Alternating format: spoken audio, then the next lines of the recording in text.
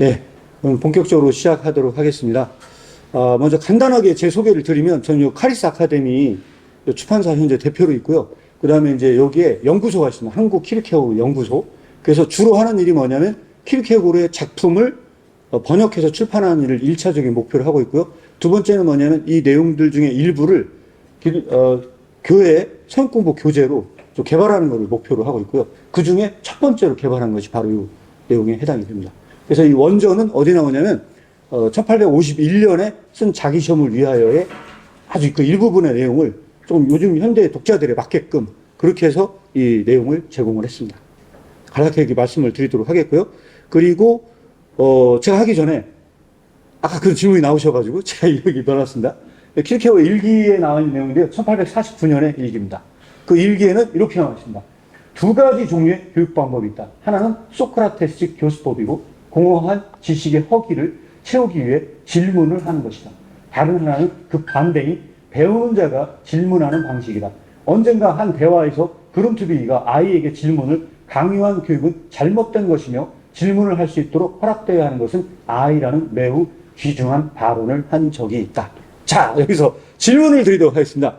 자, 오늘 여기서 같이 이제 공부하러 모였거든요. 모였는데 아무것도 모르는 학생에게 계속해서 질문을 하면서 학생에게 스트레스를 줘. 모르는데 왜 자꾸 질문을 던져? 해서 스트레스를 주는 것이 소크라테스 교육이라고 한다면 덴마크에 어마어마한 교육개혁을 시킨 사람이 있습니다. 지금 덴마크 사람이라면 모를 수 없는 사람. 우리나라로 얘기하면 세종대왕 같은 인물이 있는데 그 사람이 누구냐면 그룬트비예요. 이 그룬트비는 덴마크 교회를 개혁한 아주 대단한 인물입니다. 근데 이 개혁가가 뭐라고 했냐? 아이들에게 자꾸 질문 던지 마라. 아이들 스트레스 받는다. 아이들이 질문하게 해라. 이런 얘기입니다. 여러분들은 누가 질문하는 것이 맞다고 생각하십니까? 아이가 질문하는 게 맞나요? 아니면 가르치는 교수자가 모르는 학생이 계속 질문을 던지는 게 맞나요? 자, 그래서 오늘 사실은 이 교육 방법론을 말씀을 드리자면요. 사실은요, 소크라테스식 교육이 진리 교육에 맞다는 거예요. 진리 교육. 진리를 가르칠 때는 그게 밖에서 넣어줄 수 없다는 거예요. 진리에 관한 한 내면성 속에서 생겨나야 된다는 거예요. 이게 진리 교육의 핵심이 되어야 한다는 겁니다. 동의가 될지는 모르겠으나, 그래서 질문만 던집니다. 그래서 유대인 랍비가, 어느 날 한 랍비가 학생들에게 질문만 던진 거예요. 그러니까 학생이 화가 났어요. 아니, 왜 자꾸 모르는데 질문만 던지시냐고 하고 학생이 얘기를 했대요. 그랬더니 그 유대인 랍비가 곰곰이 생각하다가 다시 어떻게 이렇게 얘기했대요. 자네는 왜 내가 질문을 질문으로 대답하는 것이 안 된단 말인가 하고 다시 질문을 던졌대. 이게 바로 소크라테스식 교육 방법이다. 이렇게 보시면 될 것 같습니다. 자, 오늘 굉장히 중요한 주제로 넘어왔습니다. 왜 말씀은 사람을 변화시키지 못하는가? 이게 오늘 다뤄야 될 굉장히 중요한 내용 중에 하나입니다. 여러분들이 말씀을 해 주셔야 됩니다. 제가 어떤 답을 갖고 있는 게 아니고 왜 말씀은 사람을 변화시키지 못하는가? 이게 오늘 다뤄야 될 가장 중요한 내용 중에 하나고, 이 부분에 대해서 어떤 깨달음을 갖고 가려고 하는 것이 오늘 중요한 부분 중에 하나입니다. 왜 말씀이 사람을 변화시키지 못하느냐는 거죠. 여러분에게 힌트를 드리자면 이렇습니다. 과거에 어느 때보다 말씀이 넘쳐나고 있습니다.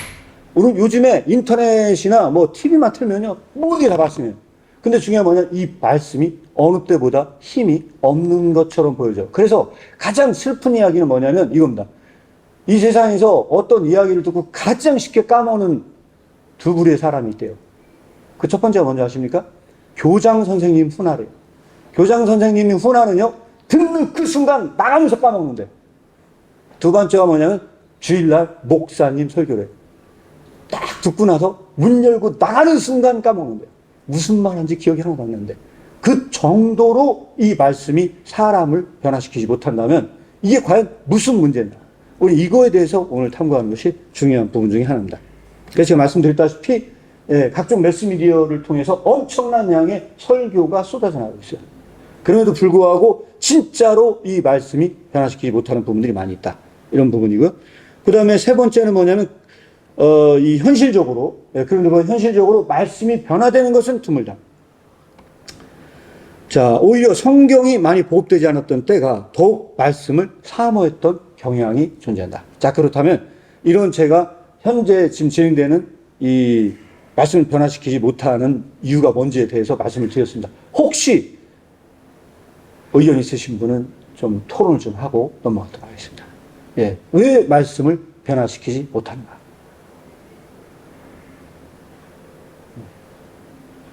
정답은 없습니다.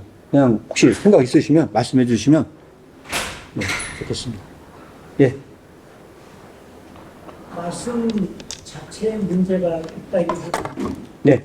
말씀을 전하는 사람이 문제라 저는 그렇게 생각합니다. 말씀을 전하는 사람이 문제다? 예. 좋은 말씀 해주셨습니다. 아마 말씀에 문제가 없다면, 말씀에 진짜 하자가 없다면요, 그건 전하는 자의 문제일 것이다. 맞습니다. 또 혹시 생각이 있으신 분 있습니까? 그렇다면 제가 일단 목사님께 질문을 드릴게요. 사람은 문제가 없을 수가 없잖아요. 그럼 말씀을 전하는 사람이 문제가 있다고 한다면, 만약에 예를 들어 대표적으로 어떤 점에 있어서 그 전하는 자의 문제가 대표적으로 혹시 예를 드실 수 있으신지. 이게 설교를 생각한다면 고린도전서 2장에 보면 사도 바울이 이장님? 2장에 내가 사람의 지혜로 하지 않고 성령에 나타나는 한다. 성령의 능력으로 한다.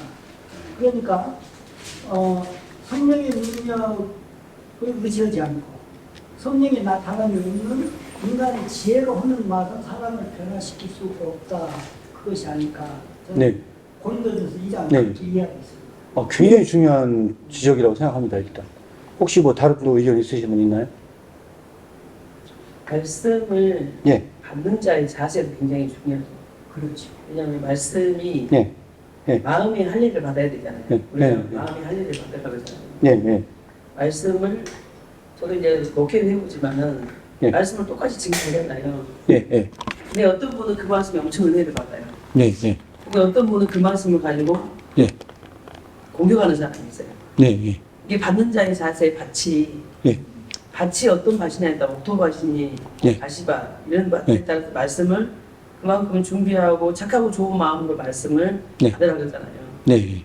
착하고 좋은 마음으로 말씀 받지 않고 네. 다시 엉뚱하게 돼 있는 상태에서 그런 말씀을 네. 하면 네. 그 말씀이 네. 듣다가 사단이 네. 가져가고 씨를 내리지를 못하고 열매를 못 맺고 이렇게 됩니다. 네. 두 분 다 진짜 중요한 지적을 해주셨습니다. 지금 말씀하신 지금 말씀하신 두 분께서 말씀하신 내용이 여기에 굉장히 구체화돼서 다 들어가 있을 것 같습니다. 혹시 나 얘기 안 하면 안 된다 하시는 분 있으면 한번 더 얘기해 주시면 듣고 한번 넘어가도록 하겠습니다. 혹시 또 이 오늘날 현대에 이 말씀의 변화가 일어나지 못하는 이유가 뭔지.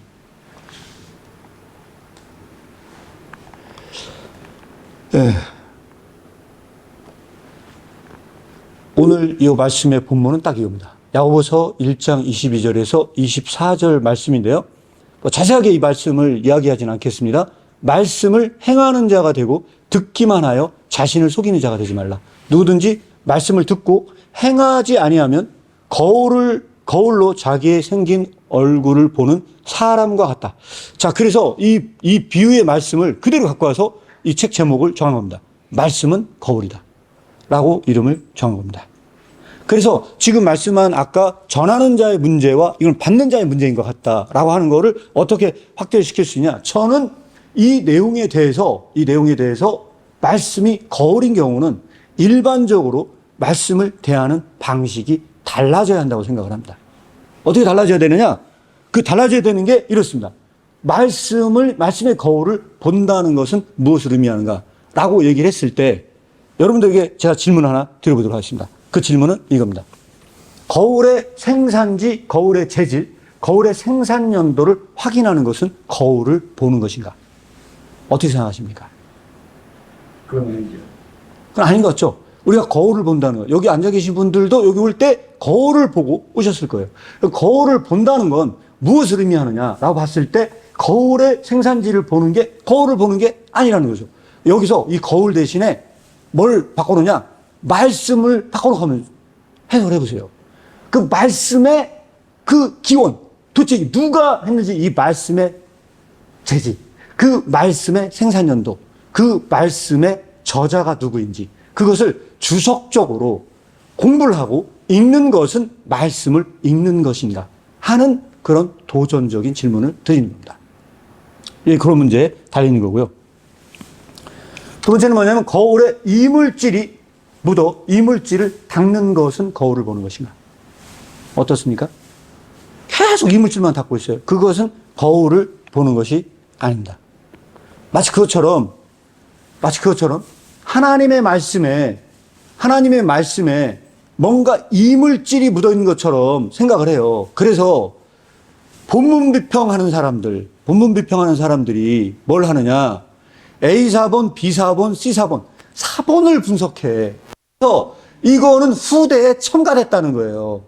그래서 이 첨가된 내용을 빼고 진짜 말씀의 본질로 돌아가기 위해서 공부하는 거예요. 그것은 진짜 말씀을 읽는 거냐는 거예요. 그런 부분에 대해서 여러분들이 생각을 해보라는 거죠. 그래서 이 거울에 대한 객관적인 지식을 습득하는 것은 거울을 보는 것인가? 이 거울에 대한 객관적인 지식을 아는 거예요. 내가 갖고 있는 이 거울은 어떤 거울이다. 그래서 어떤 사람이 집에 방문을 해요. 그랬더니 사람들이 그 집에 걸려있는 거울을 보고 야, 거울 대단하다. 이거 굉장히 좋은 거울이네. 했을 때 그 사람을 놓고 거울에 대해서 2시간 정도를 떠들어댈 수 있는 그 거울에 대한 객관적인 지식을 아는 것. 그래서 그 거울에 대해서 설명을 했을 때 그를 감탄하게 할 수 있는 것. 그런 방식으로 그 거울을 설명할 수 있는 것. 그것은 과연 진짜로 거울을 본 것인가에 대해서 이의 제기를 하는 겁니다. 자, 마지막입니다. 하나님의 말씀이 거울인 경우 말씀에 대한 객관적인 지식을 얻는 것은 거울을 보는 것인가? 어떻습니까? 지금까지 우리 봤을 때. 그것도 아니죠. 만약에 그것도 아니라고 얘기를 한다면요. 그동안 우리가 말씀을 대하여 읽은 것은 말씀을 읽은 것인가에 대해서 한번 생각해 보는 것이 오늘 중요한 주제 중에 하나입니다. 그래서 여러분들에게 드리신 말씀은 이겁니다. 기독교의 그럼 비극은 무엇인가? 여러분들은 지금까지 논의해서 기독교의 가장 큰 비극은 뭐라고 생각하십니까? 여기서 아주 치명적인 기독교의 비극이 들어옵니다. 하나님의 뜻이 무엇인지를 알지 못하고 네. 그냥 말씀을 네. 그냥 하나님 말씀이다 생각하고 그냥 문자적으로 읽기 때문에 네. 관점이 잘못됐기 때문에 네. 보는 관점이 잘못됐기 때문에 네. 말씀을 잘못 해석해서 목사들이 말씀을 잘못 가르치는 거예요. 그것도 굉장히 큰 문제일 수 있거든요. 그거보다 더 심각한 문제가 있습니다. 이거는 인류 역사상 어쩌면 기독교의 태생 이래 이보다 더 심각한 문제가 있겠나 하는 문제일 수도 있어요. 이게 진짜 기독교의 비극이다 하는 것들이 저는 존재한다고 생각합니다. 혹시 진짜 기독교의 비극, 이거는 인류 역사 이래 이와 같은 과연 비극이 있었냐 할 정도로 말할 수 있는 비극이에요. 라고 생각을 합니다, 저는. 지금 아까 우리가 논의한 그 문제가. 그러면 이게 어떤 비극으로 돌아오느냐라고 한다면 이렇습니다. 거울의 생산지, 거울의 재질, 거울의 생산 연도를 확인하는 것이 거울을 보는 것을 일단 착각을 해요. 이것이 말씀을 읽는 것처럼 들려오는 착각을 하게 만들어. 지금도 똑같이 이 대한민국 사회에서 목사님들에 의해서 선포되는 것들이 그런 가능성이 있을 수 있다. 그래서 이거는 구분을 해야 한다는 것이 첫 번째 말씀을 드린 거고요. 그래서 이것은 뭐냐? 거울에 대한 객관적인 지식을 습득하는 것이 거울을 보는 것으로 착각을 한다. 라고 하는 이 착각이 먼저 내재가 돼요. 이게 기독교 안에 들어온다는 거예요. 자, 그래서 지금부터 얘기하는 게 진짜입니다. 여기에서 벌어지는 가장 심각한 문제가 뭐냐? 이 심각한 문제는 바로 이겁니다. 하나님의 말씀에 대한 객관적인 지식으로 가득 찬 사람, 즉 말씀의 전문가라고 하는 사람이 기독교를 지키는 사람으로 찬사를 받아요. 자, 이 사람이 누굽니까? 일자적으로 목사가 될 수도 있고요. 두 번째는 신학교 교수예요. 이 사람들은 어떤 거냐? 기독교의 말씀을요, 객관적으로 분석하는 전문가들이에요. 근데 이 사람들이 어떤 특징이냐? 이 사람들이 말씀을 지키는 수호자가 되어 있어요. 이 사람들이 아니면 말씀을 제대로 해석할 수가 없다고 생각하는 이 문제가 기독교 속에 내재된다는 거야. 그런데 어떤 게 최대 비극이냐? 이거를 상상해서 말씀을 드리면 이런 거예요. 어떤 사람이 이 거울에 대해서 해박한 지식을 갖고 있어요. 이 거울로 말할 것 같으면 떠들면요, 오늘 하루 종일이라도 떠들 수 있을 만큼의 그런 해박한 지식을 갖고 있는 사람이에요. 그런데 여러분들에게 비유적으로 말씀을 드리면 이렇습니다. 그 사람이 이 거울을요, 단 한 번도 본 적이 없다는. 그 거울 속에 자신의 모습을 단 한 번도 본 적은 없어. 그런데 이 사람이 기독교를 지키는 수호자로 나타나서 그가 아니면 이 기독교가 지켜질 수 없다는 담론이 생긴다면, 그것은 이 기독교에 어떤 일이 벌어질까요? 그래서 제가 마지막 질문을 던진 겁니다. 어떻습니까? 이게 저는 오늘날 갖고 있는 기독교의 비극이라고 생각합니다. 이게. 그리고 여기에서 하나를 더 말씀을 드리면 이렇습니다. 제가 이 부분에 대해 하나를 더 말씀을 드리면 어떤 거냐. 오늘 거울을 보고 오신 분들이 있을 거예요. 오늘 거울을 보고 오신 분들이 어제 거울도 봤을 거예요. 근데 제가 달라진 모습이 있나요? 없잖아요. 머리 깎고 왔어. 어제 머리 깎았어. 오늘 다시 또 보면 뭐 달라진 게 없죠. 근데 이 거울을 본다는 건 그런 의미가 아닙니다. 그래서 제가 뒤에다 넣어놨는데 제가 미리 말씀을 드리면 이렇습니다. 오늘 이 강좌가 얼마나 중요한 강좌냐. 오늘 얼마나 중요한 강좌냐. 말씀의 거울을 본다는 건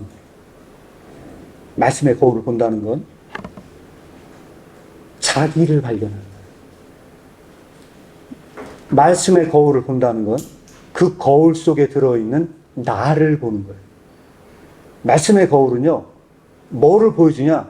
네가 어떤 인간인지 낱낱이 그것을 다 드러내줘요. 그 말씀의 거울을 볼 때만 본 거지. 이렇게 보는 것은 아니라는 거예요. 이거는 말씀을 읽은 것도 아니고, 이것은 정확하게 그것으로부터 가장 멀리 있게 만드는 가장 인류 역사상 가장 해로운 방식이다. 왜?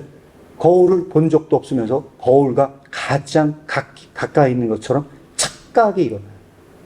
그런 착각을 만들어내요. 그래서 깨부수기가 너무 힘들 만큼 그것을 만들어낸다는 거예요. 근데 오늘 이 말씀의 거울을 본다는 것이 얼마나 중요하냐. 여러분들이 적을 수 있으면 적으면 더 좋습니다. 제 말을. 이 강좌의 가장 중요한 건 뭐냐면 이거 시작한다. 자기 발견의 고고학이다. 고고학. 자기 발견의 고고학. 왜 제가 자기 발견의 고고학이라고 이름을 붙였느냐. 여러분 한번 생각해 보세요. 만약에 가정적으로 얘기해서 말씀 앞에 섰을 때만 내가 발견되는 게 맞다면, 우리 그 얘기 하는 거잖아요. 네가 이 거울을 볼 때 네가 발견이 되는 거야. 근데 말씀의 거울을 보지 않는 한 내가 발견이 안 된다고 한다면요. 지금 지구에 몇 명이 사나요? 몇만 명이 살아요? 지금 70억 명인가 얼마인가요? 예를 들어 한 70억 명 예를 들어보겠습니다. 그 70억 명 중에서 기독교인이 아닌 부류의 사람들이 있을 거예요. 그 사람들은 자기를 단 한 번도 발견하지 못한 부류의 사람으로 말을 해야 돼요. 맞죠? 기독교 안에 객관적으로만 말씀을 본 사람들. 그래서 이것이 말씀의 읽기로 착각 속에 빠지는 사람들, 진짜 내가 누군지 발견하지 못한 부류의 사람들이에요. 그러면 전 세계에 내가 누구인지, 소크라테스는 가장 중요한 명제, 소크라테스 하면 생각나는 명제가 뭡니까? 너 자신 알라라고 했는데 이것도 아직 잠정적이에요. 왜 그럴까요? 진짜 나를 발견하는 것이 말씀을 통해서만 나를 발견하는 거라면요, 이 지구상에 나를 발견하는 사람이 몇 명이나 될 것 같아요. 거의 희박하다고 봐야 될 것 같아요. 나를 발견한 사람이 이게 오늘 이 주제로 한다면요, 진짜 나를 발견하면 거의 희박해. 그래서 이것은 자기 발굴의 고고학. 아무도 내가 누구인지를 발굴하지 못한 상태에 있다는 거예요. 그래서 오늘 이거는 제가 여러분들이 이해하기 쉽게 이걸 말씀을 드리자면 뭐와 똑같냐. 이거는 그래서 이와 똑같다고 보는 거예요. 인간 세계를 알지 못하는 늑대 소년이 늑대 젖을 먹고 늑대와 함께 살았어요. 내가 누구인지 단 한 번도 본 적이 없는 그 늑대 소년으로 살았던 사람이 어느 날 인간 세계에 와서 처음으로 거울을 본 거예요. 그건 충격일까요? 아닐까요? 그런 충격이에요. 이 말씀의 거울을 본다는 건 날마다 거울을 보면 우리 그런 식의 생각이 아니고 한 번도 거울을 보지 않은 사람이 내가 어떤 모습인지를 보는 거예요. 근데 그 충격 어떤 충격이냐? 인간이 하나님의 형상을 닮았대요. 근데 늑대 소년은 거울을 딱 보는 그 순간 하나님의 형상을 닮은 게 아니고 늑대를 더 닮았다는 생각이 들어올 때 그는 하나님으로부터 무한히 멀리 서요. 이게 거울을 보는 운동의 첫 번째 들어오는 두려움입니다. 오늘 우리가 말하고자 하는 이 거울은 그런 거예요. 왜? 우리는 말씀의 거울을 본 적이 없기 때문이에요. 단 한 번도 본 적이 없다. 어느 날 이걸 본다는 건 가히 충격적인 사건이다. 이건 그러한 일종의 계시 사건입니다. 그래서 칼뱅도 물론 그 기독교 강의도 그런 소리 했다고 하더라고요. 저 직접 본 적은 없잖아. 그래서 여기서 힐케어는 자기 시험을 위하여서 하는 말이 있습니다. 무슨 얘기냐? 하나님 지식은 곧 자기 지식이다. 내가 하나님을 많이 아는 만큼 나에 대해서 더 많이 안다. 그러면 하나님을 모르는 저 기독교 밖에 있는 사람들은 내가 누구인지 완전히 베일에 쌓인 상태에 존재한다는 거예요. 자, 여기서 중요한 게 하나 말씀드리겠습니다. 중요한 건 뭐냐? 고등학교 윤리책에 제일 먼저 등장하는 게 뭔지 아십니까? 자아 발견이 제일 먼저 등장해요. 자아 발견. 내가 누구인지 발견을 해야 된대요. 고등학교 윤리책에 제일 먼저 등장을 해요. 근데 거기 잉글하트라는 교수가 있어요. 잉글하트라는 교수가요, 자아 발견이 얼마나 대단한 거냐. 이 사람이 이렇게 설명했어요. 자기를 발견한다는 건 뭐냐? 조용한 혁명이다. 조용한 혁명이다. 이거 뭐냐? 세상은 아무것도 변화되지 않는데 내 속에서는 어마어마한 변화가 일어나는 그 운동. 나를 변화시키는 그 운동. 만약에 잉글하트의 교수의 말이 맞다고 한다면요, 말씀 앞에서 거울을 보는 운동은요, 조용한 혁명입니다. 이것은 나를 뒤집어 엎는 운동이다. 이런 부분에서 우리는 생각을 해봐야 됩니다. 자, 그런데 우리는 아직 어디에 이르지 못했냐? 첫 번째 질문에 이르지 못했어요. 그 질문은 뭐냐? 다시 질문 돌아가면 이거예요. 왜 말씀이 나를 변화시키지 못한가? 여러분, 왜 말씀이 나를 변화시키지 못한다고 생각하십니까? 지금까지 논의해서 다시 한번 역으로 회귀해서 그동안에 답변한 내용을 좀 더 구체화시켜서 여러분들의 말로 대답할 수 있게 한번 생각해 보겠습니다. 여러분들은 지금까지 논의해서 왜 말씀이 우리를 변화시키지 못한다고 생각하십니까? 말씀을 통해서 나를 본 적이 없습니다. 거울 통해서 자신을 본 적이 없다니잖아요. 맞습니다. 그게 말씀을 통해서 나를 어떻게 보면요, 진짜 그게 궁극적인 어떤 정답일 수도 있어요. 진짜. 정말로 그 말씀을 통해 나를 비춰본 적이 없었던 거예요.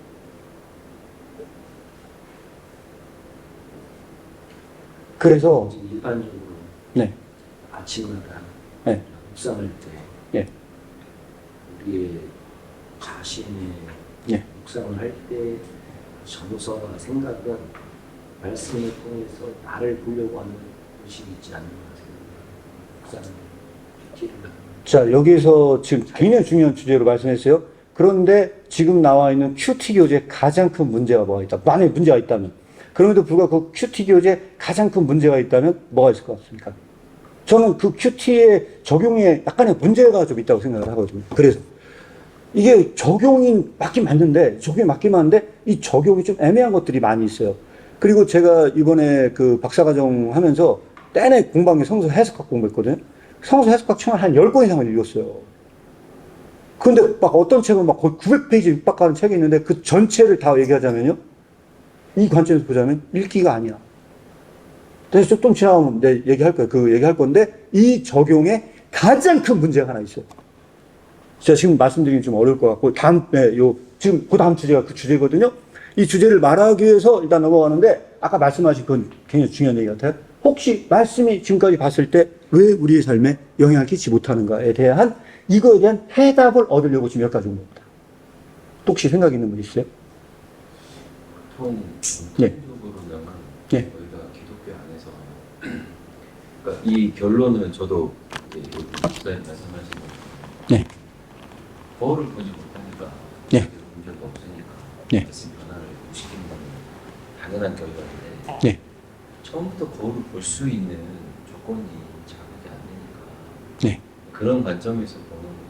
그러니까 네. 우리가 말씀을 본다 했을 때 네. 그러니까 켈케로 그 당시의 사람들도 네. 기독교인이라고 말했지만 네. 자기들이 기독교인이라고 말을 하지만 사실상 기독교인이 아니었던 것은 하나님 앞에서 진짜 구원받은 존재로서 살아갔던 것이 아니잖아요. 그러니까 결국은 죄성인 그대로 있고 하나님을 만난 은혜가 없었고 네. 그 상태에서 거울을 본다 한들 이걸 자신이라고 깨닫지도 못하는 어떤 그런 상태의 존재로서 그러니까 죄인의 존재로서는 말씀을 거울을 본다고 해도 그것을 해석할 능력도 볼 수 있는 이유가 없다고 저는 보거든요.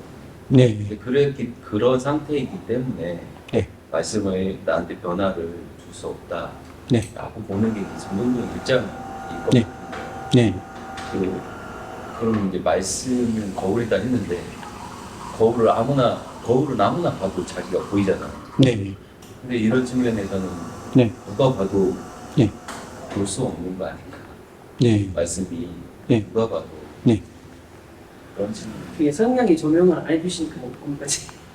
그래서 저는 그 윤동주의 시를 굉장히 중요하게 생각합니다. 윤동주의 그 시 중에 구리거울을 닦는 시가 있어요. 윤동주가 달마다 구리거울에 녹이 쓴 거예요. 녹이 쓴 구리거울 속에 있는 것은 누구의 얼굴인가? 날마다 그 구리거울을 닦아요. 그래서 그 구리거울을 닦아서 내 모습을 보고 싶어서 지속적으로 그 거울을 닦아요. 그리고 나서 그 슬픈 모습을 봐요. 그 구리거울 속에 들어있는 그 자상이 너무 슬픈 거예요. 그러니까 이 시에 대해서 제가 논문을 읽었어요. 이 시가 무슨 의미를 갖는가를 알고 싶어서 논문을 읽었는데 우리나라에 이 굉장히 중요한 이 대가, 윤동주에 대한 대가가 있습니다. 숙명여대 그 교수도 지내셨던 분이시고 지금도 현재 교수로 계신 분이시거든요. 이분이 뭐 전문가냐? 윤동주 전문가. 일본에서 유학 갔다고 공부하신 분이거든요. 그러니까 이분이 윤동주가 얼마나 키르케고의 영향을 받았는가를 논문을 몇 편을 쓰셨어요. 키르케고의 영향을 받아서 시를 썼다는 거예요. 윤동주가 일본 가서 제일 먼저 만난 게 키르케고를 만났다는 거예요. 그 당시에 우리나라 키르케고를 제일 먼저 만나서 한국에 가져온 대표적인 사람이 누구냐? 윤동주였다는 거예요. 윤동주의 간이라는 소설을 보면 프로메테우스의 그 간이 나오거든요. 이 프로메테우스의 간이 어디서 나오냐? 키르케고의 죽음에 이르는 병에 나옵니다. 그래서 아마 그 옛날에 프로메테우스를 말하고 얘기를 했다? 굉장히 지식인이었던 거죠. 자, 그런데 구리거울을 닦아요. 그래서 그 시의 논문을 쓰신 그분은 뭐냐면요. 윤동주가 일본으로 유학을 가려고 했대요. 유학을 가려고 하는데 일본 유학을 가려면 창씨개명 이름을 일본인으로 바꿔야 됐대요. 바로 그 시점에서 쓴 시가 그 구리거울 시를 썼대요. 아마도 윤동주가 이름을 개명을 하면서 독립운동을 하려고 했던 그에게는요, 치명적인 아픔이었을 거라는 거예요. 그리고 그것을 시로 썼을 거라는 거예요. 그런데 그 윤동주는 기독교인이었어요. 그는 그 거울의 의미를 알았다는 거예요. 저는 그렇게 생각합니다. 네. 자, 이 질문은 제가 묻어두고 한 번 더 이거 나누고 다시 한번 질문을 드리겠습니다. 자, 여러분, 말씀은 누가 읽는다고 생각하십니까? 말씀 누가 읽죠? 오늘 이게 아까 지금 얘기했던 적용 문제에서 굉장히 중요한 주점 중에 하나입니다. 누가 말씀을 읽죠? 자, 말씀을 읽는 사람입니다. 손 들어보세요. 아, 갑자기 질문 드니까 저기, 원래는 그렇게 생각하려고 했는데, 갑자기 지금 헷갈리죠? 예. 예. 말씀은 누가 읽느냐라고 하는 건요, 굉장히 중요한 논의입니다. 말씀은 누가 읽느냐? 이 말씀은 누가 읽느냐라고 얘기했을 때요, 얘기할 때 이 힌트를 여러분들이 드리기 위해서 저는 요거를 여러분들 힌트를 드립니다. 누가 음악을 듣는다고 생각합니까? 누가 그 음악을 듣는 주체인가? 자, 여러분 한번 생각해 보세요. 내가 어느 날 음악을 내가 들어요. 처음에는 음악을 내가 듣는다고 생각을 했어. 내가 듣는다고 생각했어요. 그런데 내가 음악을 쫙 듣는데 갑자기 눈에서 눈물이 난다면, 내가 음악을 듣는데 내가 눈에서 눈물이 난다면, 그러면은 이것은 뭡니까? 눈에서 눈물이 난다는 건 주변에서 나의 마음을 읽어주는 사람이 아무도 없었는데 이 음악 자체가 나의 마음을 헤아려 준 것처럼 보이지 않나요? 그러면 이 음악을 들은 사람은요, 이 사람이 음악을 들은 거예요? 이 음악 자체가 이 사람의 내면성을 비춰준 거예요. 뭐만 말이죠? 자, 여기서 왜 제가 이 말씀을 드리냐? 말씀이 거울인 경우는요, 얘가 달라진다는 거예요. 내가 말씀을 읽는 게 잘못됐다는 건 아니에요. 내가 말씀을 읽긴 읽죠. 그런데 진짜 그 말씀을 접해서 그 말씀이 아까 말씀하신 대로 성령의 조명을 받아서 레마의 말씀으로 딱 꽂히는 그 순간은요, 그 진리가 눈이 되어 나를 바라봐요. 나를 해석해줘요. 나를 해석해줘요. 이게 바로 성서의 읽기가 되어야 한다는 거예요. 우리가 이 책에서 말하는 것은 바로 이 부분을 말하려고 하는 건데, 그래서 결론이 이겁니다. 첫 번째 우리가 이 얘기에서 결론이 뭐냐? 주체와 객체가 전도된 읽기가 없는 한 말씀 읽기가 아니다. 그것은 아직 말씀을 읽은 상태가 아니다. 나에게 로고스의 말씀이 레마의 말씀이 돼서 탁 꽂혀서 내가 그 말씀에 의해서 해석되어지는 순간이 왔을 때만, 이때만 진정한 말씀의 변화가 되는 읽기가 와야 된다 라고 하는 지점에 대해서 여러분들에게 말씀을 드리려고 하는 거예요. 그런데 아까 제가 말씀드렸다시피 큐티 교재, 묵상의 교재에서 사실은요, 제가 볼 때 대다수의 적용의 문제를 놓고 보면요, 다 말씀의 해석의 주체는요, 항상 나 자신에서 끝난다는 게 문제예요. 그것은 뭐도 문제냐? 혹시 성서 해석과 공부하려고 하시는 분들이요, 지금까지 시중에 나와 있는 성서 해석학 교재를 한번 봐보세요. 대다수의 그 교재들이 밝히고자 하는 읽기가 어떤 읽기냐라고 본다면요, 객관적으로 말씀을 분석하는 데서 대다수가 끝난다는 게 문제예요. 그래서 여기서 여러분들에게 제안드리는 건 뭐냐면 읽기와 읽기를 구별하라는 거예요. 객관적으로 말씀을 읽는 거와 주관적으로 말씀을 읽는 것을 구별한다. 자, 여기서 제가 파워포인트 작업을 제대로 하진 않았어요. 이 부분에 대해서 제가 그냥 말로만 설명을 드릴게요. 말로만. 여러분들 책에 봤을 때는요, 꼭 어디를 참고해 보냐? 애인의 편지 이야기를 꼭 참고해서 나중에 읽어보시기 바랍니다. 여기 나와요. 나오는데 제가 말로만 한번 설명을 드릴게요. 여기에는요, 재밌는 예화가 하나 나옵니다. 그 예화는 뭐냐면 외국인과 어떤 사람이 사랑에 빠졌대요. 사랑에 빠졌는데, 자, 여기는 예로 덴마크, 퀴리어 덴마크 사람이어가지고요, 덴마크 사람과 사랑에 빠졌대요. 사랑에 빠졌는데 연애 편지가 온 거예요. 연애 편지가 오는데, 연애 편지는 사랑의 편지잖아요. 근데 그 사랑의 편지가 왔는데 덴마크어로 쓰여져 있는 거예요. 해석을 할 수 있어요, 없어요? 도저히 해석이 안 되는 거예요. 다른 사람한테 이거를 덴마크어를 아는 사람한테 부탁을 하고 싶어요. 근데 부탁을 할 수도 없다는 거예요. 왜 부탁을 할 수 없냐? 아, 연애 편지 무슨 내용인지 알고 또 함부로 누구한테 부탁을 해, 그걸.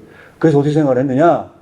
덴마크어 사전을 가지고 와서 직접 번역을 시도한 거예요. 그 번역을 시도할 때는요, 화가 머리끝까지 날 때가 있는 거예요. 왜? 도저히 번역이 되지 않는 거예요. 그래서 머리가 확 화날 정도로 하고 있는데 그 순간에 친구가 딱 들어와요. 그 사전을 집어 던지는 거예요. 그 친구가 가서 물어봐. 자네 왜 그러냐고. 그랬더니, 아, 내가 번역을 하는데 도저히 번역이 안 돼가지고 못 살겠다고 내가. 그러면서 막 지속적으로 번역을 하는데, 아, 자네 그만 나가달라고. 내가 이 번역하는 일이 끝나고 나면 그때 비로소 내가 이 편지를 읽을 수 있을 것이네 하고 보냈대요. 자, 여기서 중요한 영화는 뭐냐? 그게 사전으로 읽는 거와 편지를 읽는 것을 구분했다는 점이에요. 여기서 중요한 건 뭐냐면 우리가 사전을 가지고 이 편지를 읽는 것과 편지를 읽는 것 구분해요. 자, 여기에서 중요한 게 하나 있어요. 어떤 거냐? 연애 편지 읽는 사람이 많은 사람들이 있는 데서 연애 편지를 읽을 수 있을까요? 없을까요? 사람이 많다는 건 연애 편지 읽는데 방해가 돼요. 연애 편지 읽는 사람은 어디로 갑니까? 골방으로 들어가서 홀로 그 편지와 대면한다는 거예요. 마치 그것처럼 홀로 그 말씀을 내가 홀로 골방에 들어가서 그 말씀을 대면하는 대로 들어가는 읽기와 내가 사전을 갖고 문법적으로 분석해가면서 그것을 읽는 것은 분명하게 다르다는 거예요.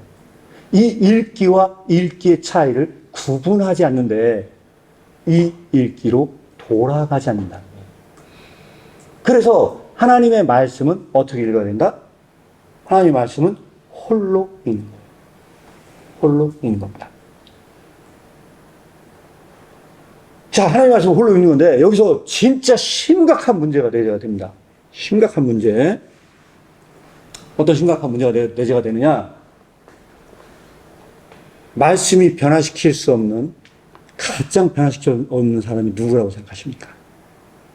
퀴즈입니다. 말씀이 가장 변화시킬 수 없는 사람은 누구일까?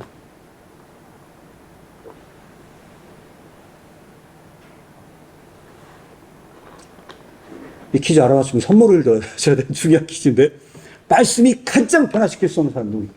말씀을 잘 아는 사람. 말씀을 잘하는 사람. 말씀 전하는 거죠. 말씀을 전하는 사람. 말씀을 네. 자기가 원하는 대로 읽기. 자기가 원하는 말씀만. 네. 지금 다들 비슷하게 말씀해 주셨는데요. 킬케오는요, 말씀이 가장 변화시킬 수 없는 사람은 신학대학교 교수래요. 목사, 신학자가 가장 말씀으로 변화되기가 어려운 부류의 사람들이에요. 말씀을 다루는 사람. 왜 그럴까요? 이유가 홀로 뭘까요? 자기를 본 적이 없습니다. 말씀으로 자기를 본 적이 없습니다.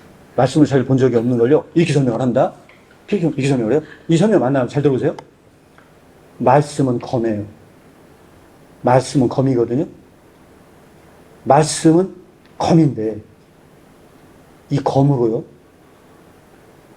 설교단에서 다른 사람을 찔러요. 그래서 상대가 그걸 맞고 회개가 일어날 수도 있어요. 그래서 목사의 설교를 듣고 수많은 사람들이 변화가 일어난대요. 그런데 정작 그 말씀을 자기에게 적용하진 않는데요. 따라서 수많은 사람을 구원해도 정작 자기를 구원하는 데 실패한대요. 여기에서 뭐라고 얘기하냐? 이러한 말씀의 활용은요, 가장 사악한 방식이라는 거예요. 그러면 말씀의 검은 어떻게 휘둘러야 되느냐? 그 말씀의 검은 은장도가 되어야 된다는 거예요. 자기를 찔러 쪼개는 칼이 되어야 된다는 거예요. 다른 사람을 찌르는 게 아니고 자기 자신을 찌르는 칼이 되어야 된다는 거예요. 그런데 목사들은 객관적으로 설교를 분석하고 그것을 다른 사람을 변화시키는 데만 활용을 해요. 나를 변화시키면 아무런 관심이 없고 오직 다른 사람을 변화시키는 대로만 활용을 할 때 그것은 가장 잘못된 말씀의 활용이라는 거예요. 그래서 설교자가 설교를 하는데 어떻게 설교를 해야만 하느냐? 자, 그 당시에 덴마크의 목사들은 배우가 되어 있다는 거예요. 배우는 어떻습니까? 배우는 누가 박수를 받아요? 철저하게 자신을 속여요. 자신을 감추고 그 배역의 임무를 감당할 때 난리가 나요. 야, 저 사람은 진짜 같아. 대단해. 자기를 숨겼어. 철저히 자기를 숨기고 그 배역의 임무를 감당하면 할수록 박수갈채를 받는다는 거예요. 마치 그것처럼 설교단에 쓴 목사가 배우가 되어 있다는 거예요. 그래서 말씀을 증거하면서 수많은 사람에게 박수갈채를 받는다는 거예요. 그렇게 자기를 숨기는 거는 너무 쉽다는 거예요. 말씀을 전하기가. 그런데 여기서 무슨 얘기를 하냐?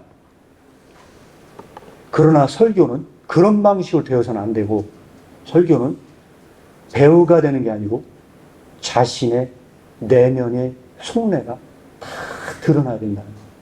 그 말씀 앞에 서서 내가 어떤 존재인지 그것을 다 드러내는 방식으로 설교를 행할 때 그 설교자는 두렵고 떤다는 거예요. 강단에 설 때마다 두렵고 떨 수밖에 없다는 거예요. 그리고 다른 사람을 야단치는 게 아니고 내가 얼마나 말씀대로 똑바로 살지 못했는지 그걸 다 오픈해야 할 때 그것은 두려운 일이라는 거예요. 그런 방식으로 그 말씀이 적용될 때만 그게 올바른 적용이라는 거예요. 네, 이거를 설명하고 있는 것이 바로 이 주제입니다. 그래서 여기서 2차 결론 짓고 넘어가도록 하겠습니다. 2차 결론은 바로 이겁니다.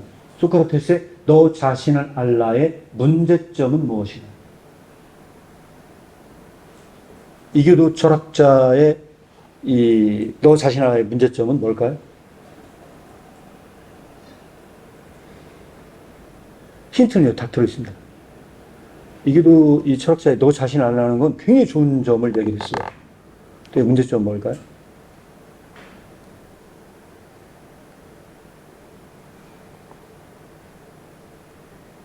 나 자신을 알라 했지 너 자신을 알라. 이게 문제점 아닌가? 아닙니다. 그보다 더 치명적인 문제가 있습니다.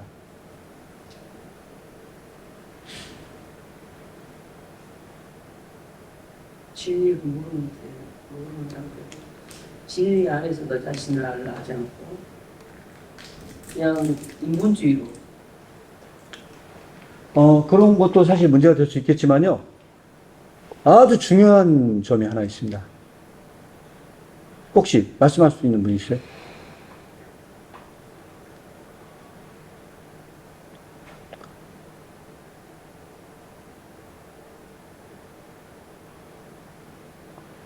이 구조는 제가 해석해드리면 이렇습니다. 운um noris omnes라는 저 라틴어 구문은요, 하나를 알면 모든 것을 안다는 뜻이에요. 소크라테스는 뭐라고 생각했냐면, 나 자신을 알면 모든 것을 아는 것 같다. 그러나 이 세상에 있는 모든 지식을 안다 해도 나를 모르면 아무것도 모르는 거와 같다. 자, 그럼 여기서 이 문제의 충격적인 걸 얘기해 볼게요. 제가 요즘에 챗 GPT를 이용을 많이 합니다. 아예 돈 내고 씁니다. 돈 내고 써요. 대단합니다. 그래서 이거 뭐 비용이 굉장히 비싼데 월 한 한국 돈 한 3만 원씩 거의 나갈 정도로 비용인데 제가 출판사 하면서 첫 번역하려면 꼭 필요한 프로그램이어서 써요. 자, 인공지능 기술은요, 진짜 모든 것을 알게 해요. 기가 막힌 기술이에요. 그런데 이 챗 GPT, 인공지능, 이 빅데이터 인공지능 기술의 가장 큰 문제는 뭘까요? 그런데 인공지능의 이 지식은요, 지식의 바다야. 어마어마한 지식의 바다거든요. 물으면 다 알려줘요. 그 모든 걸 다 알려주는데도 그럼에도 불구하고 이 지식의 가장 큰 문제가 딱 하나 있습니다. 뭘까요? 다들 대답을 안 하시는 나만 대답하는 거야. 이게 힌트예요. 이게 힌트예요. 이 인공지능 얘기가 이 소크라테스 힌트예요. 감정이 모든 걸 다 알려줘. 근데 이 인공지능 기술의 가장 큰 문제예요. 그래서 제가 이거 인터넷에 올렸는데 막 그 목사님 화를 내더라고요. 왜 챗GPT로 설교 뽑아서 하는 건 그 설교 아니라고 했거든요, 제가. 자신을 모른다. 네? 인공지능이 자신을 모른다 했지. 일단 박수 부탁드리겠습니다. 중요한 뭐냐면요. 많은 지식을 알려주거든요, 인공지능이. 그런데 인공지능의 치명적인 단점이 뭔지 아세요? 내가 누구인지 안 알려줘요. 내가 누구인지 몰라요. 거가 아무리 많은 지식의 바다에도요, 내가 누구인지를 알려주세요. 그걸 알려주면 딱 하나뿐이에요. 하나님 앞에 섰을 때만 내가 누군지 알려줘요. 그런데 소크라테스의 이 말에는요, 소크라테스는 그 하나님을 갖지 못했어요. 치명적인 문제예요. 기독교적으로 해석을 하면요, 소크라테스는 내가 누군지 너무 알고 싶어서 평생을 그것 갖고 씨름한 사람이야. 제가 뒤에다 넣었거든요. 뒤에다 이 주제를 넣었는데 제가 미리 말씀드리면 그렇습니다. 평생 씨름했거든요. 소크라테스요. 내가 누군지 너무 알고 싶어가지고. 그래서 소크라테스가 던진 질문이 하나 있어요. 너 자신 알라 말고 한 단계 더 나가 볼게요. 한 단계 더 나가면 이 질문이에요. 한 단계를 더 나가면 어떤 질문이냐? 사람은 태어나면서부터 사람이 되는가? 어떻게 생각하십니까? 사람은 태어나면서부터 사람이 되나요? 사람에 대한 정의라고 알죠. 그렇게 얘기한 거잖아요. 그래서 소크라테스가요, 길거리, 시장거리 돌아다니면서 사람들이 물었대요. 당신은 사람이냐고 그랬대요. 그랬더니 주변 사람들이 뭐라고 했는지 아세요? 또라이라고. 돌았다고. 그랬대요. 돌았다고 그랬대요. 그런데 평생 동안 이 문제 갖고 씨름을 했대요. 소크라테스가. 그런데 킬케고르는 일기에다가 이걸 어떻게 해석을 해놨냐. 이렇게 해석을 해놨어요. 먹고 사는데 분주한 삶. 내가 먹고 살아야 되기 때문에 너무 바빠. 분주한 삶이에요. 그래서 살아가면서 사람이 된다는 게 정의가 뭐예요? 이렇게 고민할 정도로 고민이 돼서 단 한 번도 사람이 된다는 게 뭔지 고민하지 않고 살아가는 그 수많은 사람들의 분주한 삶. 그래서 사람이 된다는 것이 뭔지 모르고 살아가는 그 분주한 삶은 영이거나 영보다도 못하다. 라고 써놨어요. 영이거나 영보다도 못하다.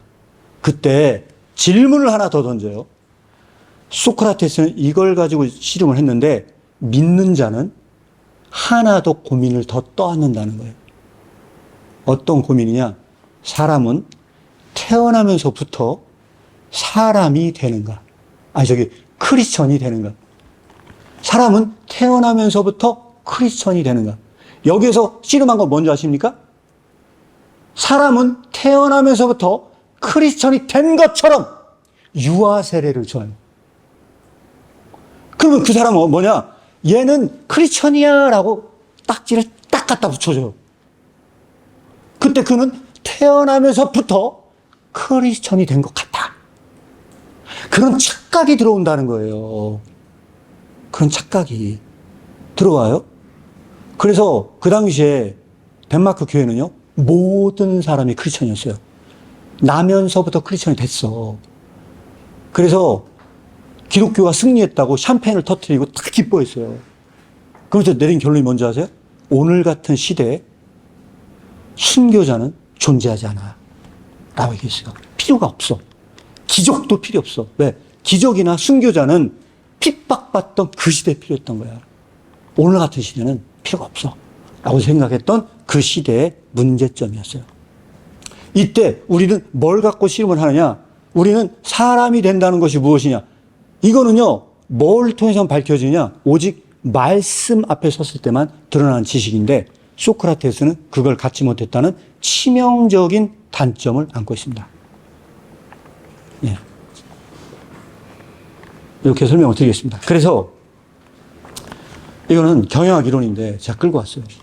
경영학자 조혜리라는 사람이 있었는데, 이 조혜리는 조혜리 창을 만들었어요. 이 조혜리 창에서 만든 얘기가 뭐냐면, 내가 아는 영역이 있고 내가 모르는 영역이 있대요. 남이 아는 영역이 있고 남이 모르는 영역이 있대요. 자, 그래서 모든 사람, 나도 알고 남도 아는 영역은 공개 영역이고요. 내가 모르는 영역은 가려진 영역이고요. 남이 모르는데 내가 알아. 그럼 내가 숨긴 영역이라는 거예요. 그리고 나도 모르고 남도 모르는 이 영역은 미지의 영역이라는 거예요. 자, 경영학의 관심은 좀 달라요. 경영학은 왜 이 얘기를 했을까요? 경영학이 이 얘기하는 이유가 뭘까요? 네. 당하지 마라. 네? 그냥 아무튼 공격받지, 그러니까 네. 공격받을, 아무튼 내가 모르는 상황에 네. 처해지는 네. 것을 예방하려고. 네, 모르는 차원인 걸 예방하려고. 예, 틀린 말은 아닙니다. 저는 이렇게 계속 모르는 배운 학생들이 질문을 던짐으로 스트레스를 주고 있습니다, 지금. 자, 어떻습니까? 왜 이거 조연이 이런 말을 했을까요? 예. 경영학은 진짜 관심이 달라요. 경영학은요, 조직 공동체가 유지하기 위해서 어떻게 되어야만을 관심을 갖고 있어요. 조직을 운영하는데 그 조직이 문제가 안 생기려면 교회도 조직이잖아요. 그러니까 교회도 조직 공동체라면 이것도 의미가 있는 거거든요. 근데 오늘 저는 관심도가 달라서 말씀드리는 거예요. 근데 그런 조직 공동체가 잘 유지가 되려면요, 이런 영역이 많아지잖아요. 그럼 조직이 분열된다는 거예요. 조직이 자꾸 가려진 영역과 숨겨진 영역이 너무 많다 그러면요, 갈등의 소지가 된다는 거예요. 그러면 조직의 리더는 뭘 해야 되느냐? 조직은요, 이걸 통해서 뭐 한 게 뭐냐면, 조직의 리더 하려면 뭐냐면, 공개 영역을 더 넓혀가는 게 조직의 리더가 해야 될 일이라는 거예요. 공개 영역을 점점 더 넓혀서 공유되어질 수 있는 문제들을 많이 만들수록 그 공동체가 유익해진다는 거예요. 그런데 중요한 뭐냐면 조엘은 이 영역에 대해서는 관심이 없었어요. 자, 그럼 제가 여러분들 물어볼게요. 내가 아는 영역과 내가 모르는 영역이 있어요. 남도 몰라. 저는 여기서 얘기하는 건 나의 셀프예요. 나도 모르고 남도 모르는 내가 존재해. 그 영역이 어디예요? 미지의 영역이에요. 어느 게 진짜라고 생각하세요? 내가 나에 대해서 아는 영역이 그게 진리일까요? 내가 모르는 이 미지의 영역이 나에 대한 진리일까요? 어떻게 생각해요? 두 개 다요? 이재현 미지의 영역이요? 자, 모르는 게 더 많지. 예, 나의 진짜 영역이, 내가 아는 영역이 내가 진짜 나의 영역이다. 손 들어보세요. 미지의 영역이 나의 진짜 영역이다. 손 들어보세요. 자, 둘 다 손 들어보세요. 자, 조금 그래도 네. 보여진 부분, 나를 아는 부분도 있잖아요. 예, 예, 전혀 모르는 게 아니고 나도 네. 어느 정도 말씀을 통해서 하나님이 네, 나를 보게 하신 부분이 있잖아요. 네, 네, 사람마다 들리죠, 사람마다. 네, 예, 아예 못 보는 사람도 있고 네, 안 믿는 사람들은 더 그럴 거고 네. 믿는 사람들 중에서 말씀을 통해서 아니 자기를 본 사람들은 미지의 영역하고 공개 영역하고 어느 정도 섞여가지고 이렇게 있어요. 네, 저는 이런 예를 한번 말씀드리고 싶은데요. 네, 동네 보면 소꾼들 많죠. 옛날 시골에 네. 소꾼들. 네, 소꾼들은 술 안 취해 안 마실 때 그런 천사가 없어요. 저 네. 사람은 세상에 법 없이 사는 사람인데 네. 술만 먹으면 이제 난리가 나거든. 네, 그런데 저 사람은 저렇게 술만 끊으면 좋고 있는데 이제 그러더라고 사람들이. 저 사람이 술 취했을 때 모습이 진짜 저 사람 모습이라. 네, 근데 그것이 이제 안 취했으면 표현이 안 드러나는데 네. 술 먹을 게 이제 네, 취해본 순간부터 그때부터 네, 본 모습이 이제 네. 드러난다 이거. 네, 그런 얘기를 많이 하더라고요. 네. 혹시 이제 맞는 예화가 찾기 보겠으면 아, 그 비슷한 예가 나오는 책이 저 스스로 판단하라입니다. 스스로 판단하라 일부의 주제가 뭘 다루느냐? 성령에 취한 사람들을 이교도가 뭐라고 하냐? 쟤들 술 취해서 저래. 새술에 취했어. 라고 얘기를 해요. 그 말씀과 뭐를 분석하고 있냐? 베드로전서 4장 7절 말씀에 뭐 나오냐? 근신하여 깨어 기도하라고 나와요. 근데 그게 성경의 원어로 뭔지 아십니까? 술 깨란 얘기예요. 그래서 킹 제임스 버전은 명확히 나와요. be sober. sober라는 단어가 뭡니까? 술 깨란 이야기예요. 그러면 여기 얘기해요. 이교도들은 성령에 취한 사람들 보고 쟤들 술 취했네 그랬어요. 그럼 베드로는요. 세상을 향해 얘기해요. 술 깨라. 그러면 누가 술 취하고 누가 술을 깨냐는 거예요. 그리고 되게 재밌는 게 뭐냐면 플라톤의 향연이라는 책이 있어요. 심포지엄. 그 향연이라는 책이 사랑에 대한 이야기를 해요. 사랑에 대한 이야기를 하는데 거기서 모여서 하는 사람들이 다 술 취해서 술 먹으면서 사랑에 대한 이야기를 해. 사랑에 대한 얘기를 하거든요. 되게 아이러니한 게 하나 있어요. 뭐 하냐? 알키비아데스라는 제자가 소크라테스의 애제자예요. 그 애제자가 술에 취해 들어와서 소크라테스 옆에 앉고 싶어 해요. 그러면서 그때 뭐라고 하냐? 소크라테스의 불평을 드러나요. 난 이렇게 소크라테스 선생님을 좋아하는데 왜 소크라테스님 날 피하시냐고 그렇게 얘기하니까 그때 소크라테스가 얘기한다. 너는 술 취했을 때만 정상적인 얘기를 한다고. 그 얘기를 해요. 그런데 이 얘기가 얼마나 아이러니한 얘기냐. 나중에 이 대화 끝날 때 사랑에 대한 이야기를 할 때 이 대화가 다 끝나거든요. 다 끝났는데 이 사람들이 다 술에 취해서 곤드레 만드레 돼가지고 밤새도록 대화하면서 잠을 자요. 그래서 모든 사람들이 술에 취해서 딱 잠이 들거든요. 유일하게 딱 한 사람만 술 깬 상태로 있어요. 그 사람이 누구였을까요? 그 사람이 소크라테스였어요. 그래서 소크라테스에게 불려진 별명이 뭐예요? 술고래다. 술 먹어도 절대 취하지 않는 사람이야. 네, 그런 얘기가 나옵니다. 자, 어쨌든 제가 말씀드린 건 뭐냐면 어떤 것이 진짜 나냐라고 하는 부분에 대해서 아까 제가 자기 발굴에 고기를 한 이유가 여기 있습니다. 자, 보겠습니다. 바로 이겁니다. 우리는 뭘 알 수 있냐? 이 빙산의 일각이라는 이야기를 합니다. 이 빙산의 일각이라는 얘기를 한 이유가 있어요. 내가 아는 나는 의식적 자아예요. 내가 모르는 나는 무의식적 자아예요. 자, 그런데 여기서 중요한 뭐냐면 빙산의 그 일각보다 그 속에 드는 게 어마어마하게 더 많다는 거예요. 내가 의식하는 나보다 내가 모르는 나가 더 많아. 아무도 이걸 몰라. 이거는 베일에 쌓여진 나예요. 그런데 프로이트 심리학에서는 뭐라고 얘기합니까? 뭐가 진짜 나라는 거예요? 프로이트는 무의식적인 나가 진짜 나고 얘는 다 가짜만 양산한다는 거예요. 근데 이걸 더 키우는 게 뭡니까? 제가 봤을 때 이걸 더 키우는 게 있어요. 오늘날 이게 심각한 문제거든요. 이게 더 키우는 게 뭡니까? 저는 그게 SNS라고 생각해요. 페이스북, 인스타그램에 올리는 건 다 가짜로 포장된 나예요. 계속 부추겨요. 계속 부추겨. 진짜로 더 포장할 수 있게 계속 만들어. 진짜 내 앞에 서지 못하게 만드는 테크놀로지는 나를 찾는 데는 절대적으로 실패하는 기술이다. 라고 저는 개인적으로 생각을 합니다. 이런 문제가 발생해요. 자, 여기서 철학을 공부하신 분들은 좀 유익할 수 있어요. 자, 질문 드립니다. 철학 공부하신 분들. 자, 정신현상학. 해겔의 정신현상학은 뭐의 운동이죠? 아시는 분? 이성이죠. 근데 절대이성 이성 이전 단계가 뭐죠? 이성 이전 단계가 감각적 확신이라고 얘기를 해요. 해겔이. 그 감각적 확신 이전 단계가 뭔지 아십니까? 네. 그게 뭐예요? 의식이에요, 의식. 그게 뭐냐면, 해겔의 정신현상학은요, 의식의 성장 과정이라고 보시면 돼요. 의식이 성장을 해. 그 의식이 성장을 하면 나중에 뭐가 된다는 거예요? 절대정신이 된다는 거예요. 의식이 성장을 하면 감각적 확신이 되고, 감각적 확신이 성장을 하면 오성이 되고, 오성이 성장을 하면 이성이 되고, 이성이 성장을 하면 절대정신이 된다는 거예요. 결국은 뭐냐면, 이 절대정신이 성장하기 전 애벌레 단계에서 뭐 있어요?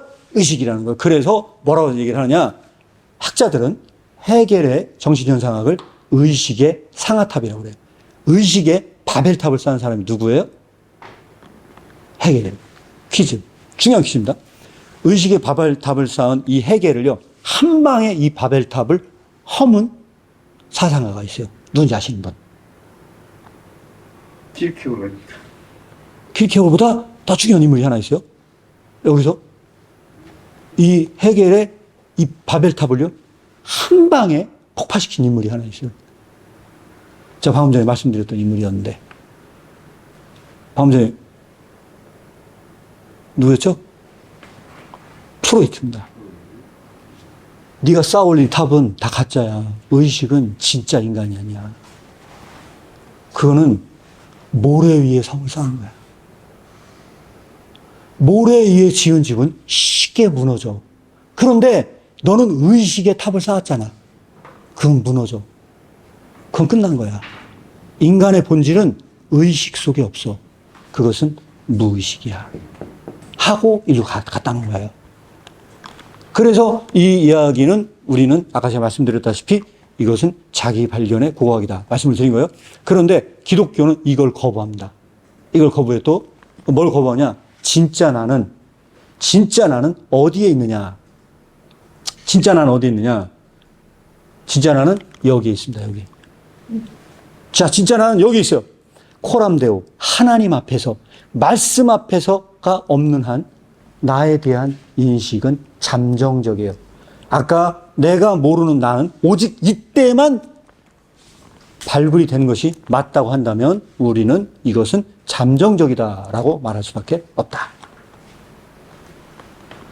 자, 그래서 오늘 제가 첫 시간에 말씀드린 것은 그래서 얘기한 게 이겁니다. 목적은 나를 어떻게 말씀 앞에서 비출 것이냐.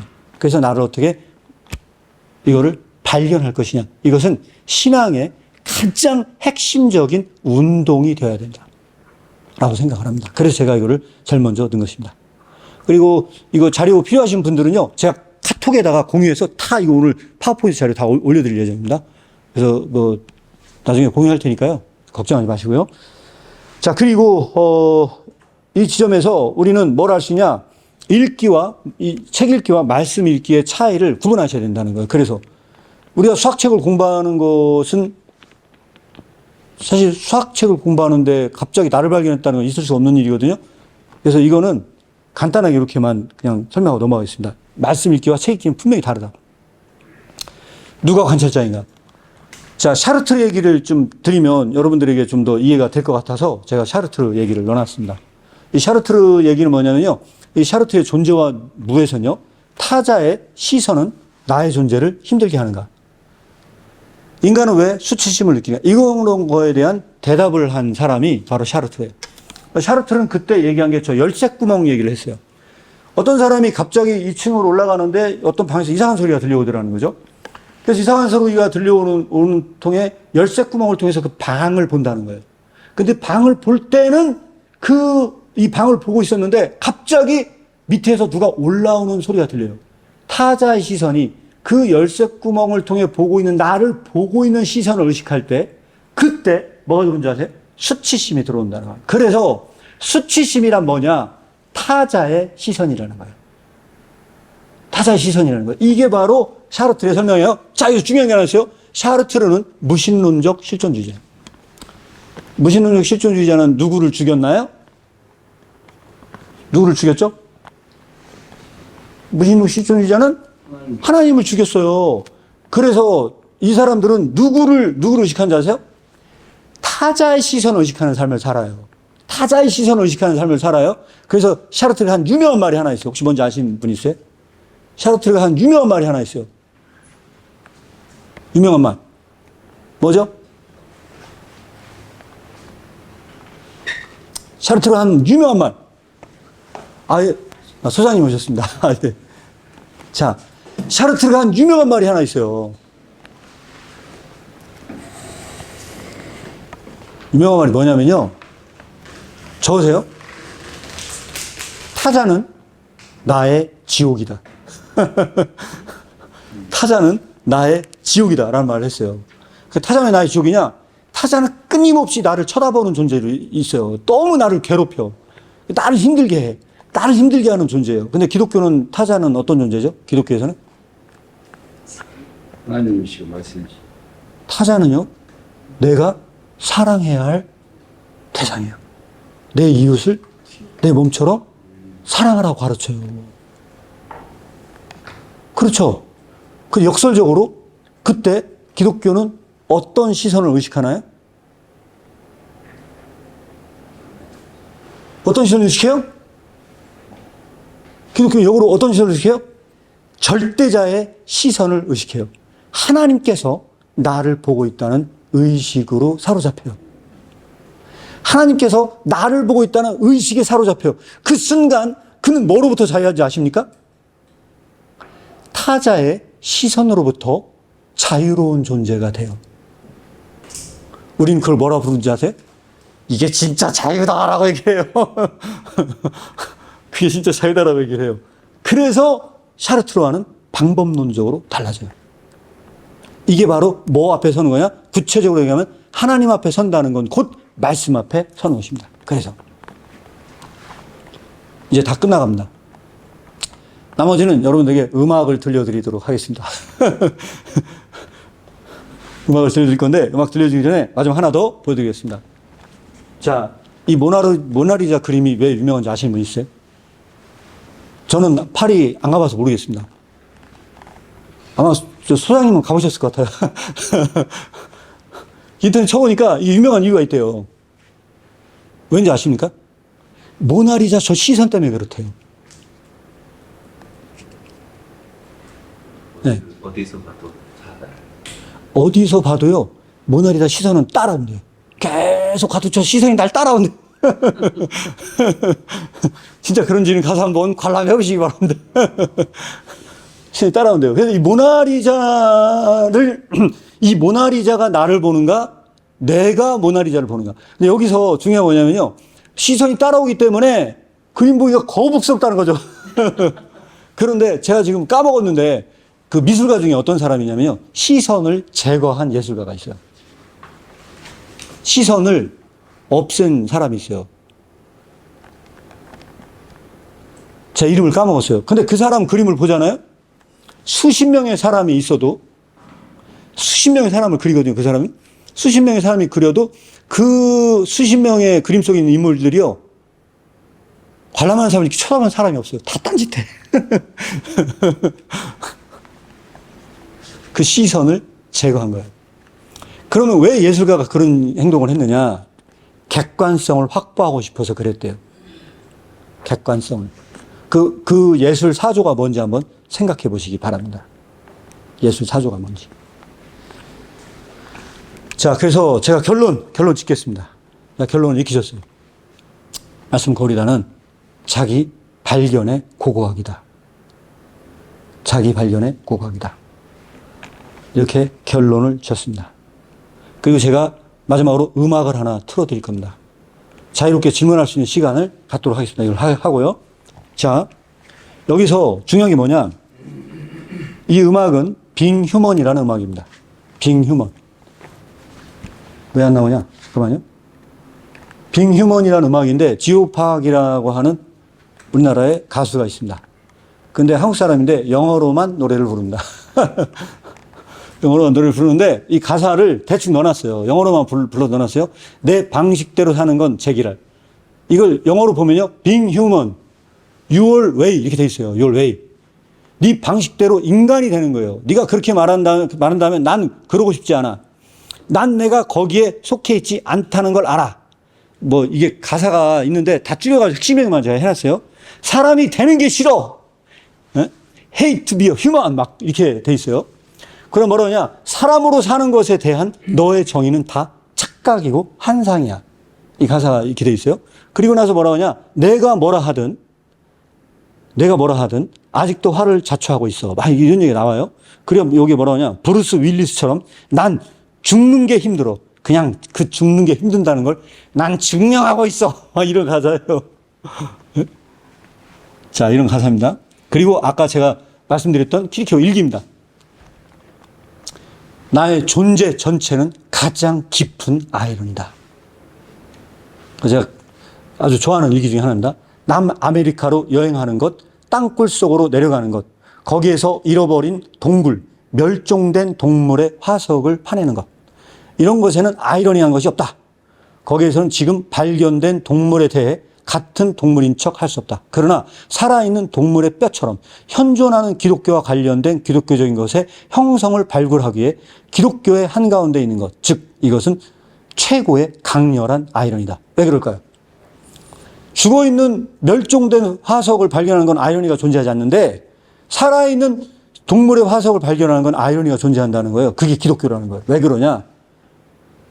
그 고대 유물과 그 화석과 살아있는 생물이요, 생긴 게 너무 달라. 그게 아이러니예요. 2000년 전의 기독교와 지금의 기독교가 너무 달라, 생긴 게. 여기에서 아이러니가 들어와요. 왜? 2000년 전에 그 기독교는 핍박받고 날마다 힘들고 주님 앞에 했던 그 기독교인데 지금 그 기독교는 어떻게 됐어요? 벨벳과 실크와 화려한 옷을 입고 있는 그 목사의 그 설교는 옛날의 기독교가 너무 달라. 그래서 아이러니하다는 거예요. 소크라테스의 아이러니란 무엇인가? 그것은 아마도 말에서와 표현과 구절 속에 있는 아이러니가 아니라는 거예요. 소크라테스의 아이러니는 그런 하찮은 일, 아이러니하게 말할 수 있는 기교, 그런 것들은 소크라테스의 아이러니를 구성하지 않는다. 아니, 그의 존재 전체가 아이러니라는 거예요. 소크라테스는 살아가는 삶 자체가 아이러니다. 즉 건장한 남자와 사업가들의 뭐 이런 모든 수천 명의 사람들이 확신하고 이 모든 사람들의 삶이 결국 어떠냐? 아까 말씀드린 얘기입니다. 0이거나 0보다 못한 삶이라는 거예요. 자, 이구조는 중요하기 때문에 자세히 읽겠습니다. 기독교와 관련된 아이러니는 소크라테스인 것보다 그 안에 한 계기를 더 있다. 기독교에서 사람은 스스로를 사람이라고 상상하고 있을 뿐만 아니라 스스로 그냥 당연히 사람이라고 생각해요. 그 정도 생각이 없다는 거예요.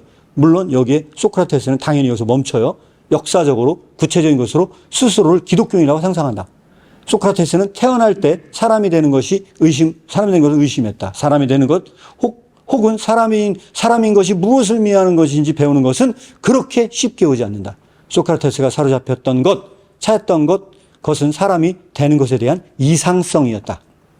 아이가 태어나자마자 기독교인이 되거나 하나의 고백에 의해 그리스도인이 된다는 이런 허튼 소리를 들을 때 그 사람들이 이미 오래전에 그렇게 진보할 만큼 완전해졌다는 소리를 들었다면 소크라테스는 무슨 생각을 했을까? 라고 일기는 이렇게 마무리하고 있습니다. 자, 여기까지 제가 이 강의는 마무리를 하도록 하겠습니다. 예, 마무리하도록 하겠고요. 음악을 틀어드리도록 하겠습니다. 잠깐만요.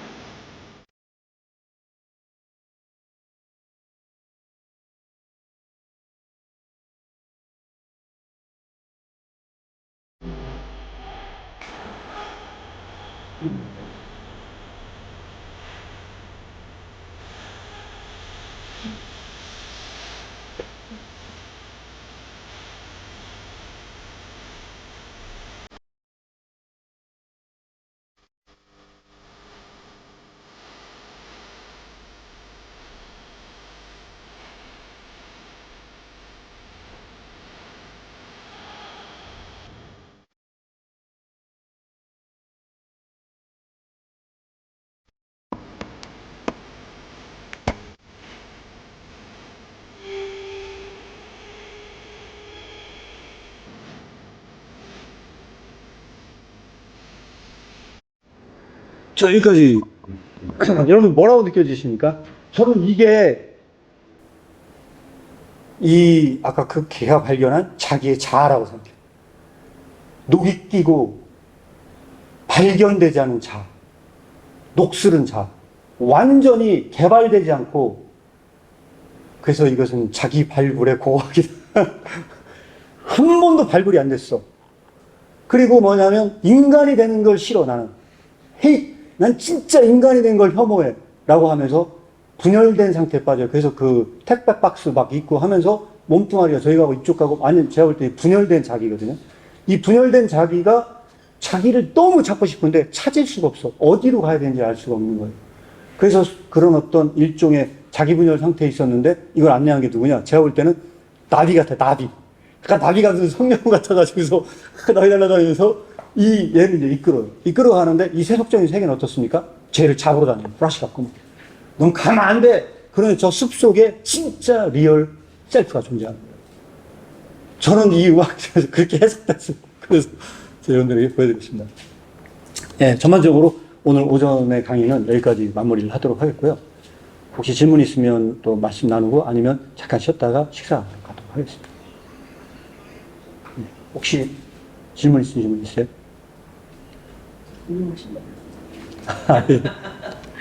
이 노래하고 목사님의 책하고 보니까 어디서 링크가 되는 거예요? 네. 이게 뭐냐면, 말씀은 거울이다. 말씀은 거울이다의 가장 중요한 건 뭐냐면, 저는 이제 소크라테스의 너 자신을 알라라고 하는 거는 잠정적이다. 왜냐하면 나 자신을 알기 위해서는 하나님 앞에 서야 된다. 말씀 앞에 섰을 때만 내가 발견이 되는데, 이런 관점에서 본다면 이 세상 모든 사람들은 아직도 자기를 발견하지 못한 상태에 있다. 왜? 70억이라는 되는 수많은 인구가 말씀 앞에 선 사람이 거의 없을 뿐만 아니라 기독교 세계 속에서도 말씀을 객관적으로만 다룬다고 본다고 했을 때 결국은 기독교 세계 안에서도 말씀에서 자기가 발굴될 정도로 말씀의 거울 앞에 선 사람이 없다고 한다는 것은 이게 오히려 굉장히 희박한 일일 수 있다. 그렇다고 한다면 지금 이 음악에서 얘기하는 이 희박한 이것은 사실이다. 그러니까 그런 좀 비극적인 부분들이 있는 것 같아서 소개됐습니다. 질문이 하나 있습니다. 네. 이게 지금 키르케고르도 그렇고, 네. 제가 아까 질문 잠깐 제가 답변 속에서 그거를 좀 더 진행해보면, 네. 사실은 말씀을 봐야 되잖아요. 네. 근데 결국 주관적인 하나님과의 1대1 네.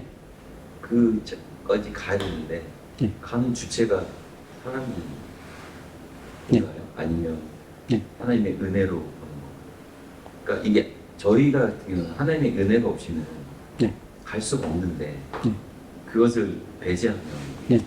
그게 사실은 조금 이제 그건요, 저는 그 지금 한 답변에 저는 이 킬케고르 한 이 말이요, 정확하게 답이 된다고 생각을 하거든요. 설명됐지 않을지 모르겠으나, 기독교의 본질이 뭐냐라는 설명을 이렇게 합니다. 기독교란 은혜고 그 은혜가 나온 노력이다.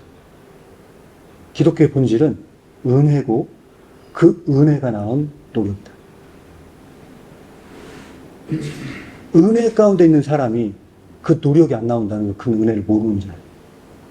따라서 이 말로 얘기하잖아요.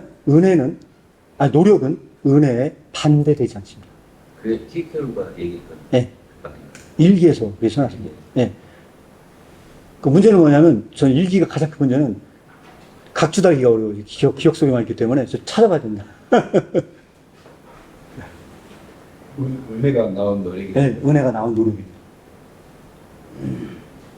그래서 노력이 생략된 기독교는 있을 수 없는 거고요. 그거는 자동 반사로 나온. 약간 그래서 이게 강압적인 게 아니고, 그래서 기독교의 본질은 자발적인 것이다라고까지 얘기를 합니다. 얼마 전에 그 오신공에서 네. 라이브로 네. 기독교 강의 풀어주더라고요. 네. 그래서 시간 나누고 좀 봤는데 재밌었어요. 네. 거기서 죄의 개념 얘기하는데 네. 인간이 선택할 수 있는 건 죄밖에 없는 상태에 되어 있을 때 네. 그걸 필연적이라고 표현을 하더라고요. 이제 네. 칼빈 입장에서 네. 필연적으로 죄만 선택할 수 있는 존재인데 이게 필연과 강요하고 다르다. 네. 인간이 강요받아서 죄를 선택한 게 아니라 죄만 선택할 수 없는 상태에서 죄를 선택한 거다. 자발적 이렇게 얘기를 하거든요. 네. 그러면 이제 이 인간이 그런 존재이듯이 네. 아까 이제 방금 키르케고르가 은혜를 받으면 필연적으로 행동이 나온다는 거죠. 네. 노력이 나온다는 네. 거죠. 강제가 아니라. 네, 강의가 아니라. 그럼 그렇게 그러면 필연적이라는 단어로 쓸 수 있을까요? 아, 그거는요. 그거는 강제적인 게 네, 아니라. 그거는 약간 좀 어폐가 있을 수도 있는데, 그게 이제 지금 이 주제가 이 철학에서 얼마나 어려운 주제냐. 이 주제를 다루고 있는 것 중에 하나가 그 철학의 부스러기의 막강극이라는 게 있어요. 거기서는 얼마나 이게 어려운 주제로 다루냐면요. 어디에서 어디에서? 철학의 부스러기라는 키르케고르 책이 있어요. 아, 철학. 네, 철학의 부스러기 막강극이 지금 이 주제를 다뤄요. 근데 이 막강극에서는 이것을 시간성 논의와 함께 다뤄요. 왜 시간성 논의와 함께 다루냐? 과거는 필연이라고 사람들이 생각하기 때문에. 자, 생각해 보세요. 과거는 우리가 바꿀 수 있어요, 없어요? 없죠. 그런 의미에서는 과거는 뭐예요? 필연이잖아요. 이거에 대해서 저항을 합니다. 여기서 요하네스 클리마쿠스는 과거는 필연이 아니라는 거예요. 만약에 과거가 필연이잖아요? 미래도 필연이라는 거예요. 과거가 필연이면 왜 미래도 필연일 수밖에 없냐?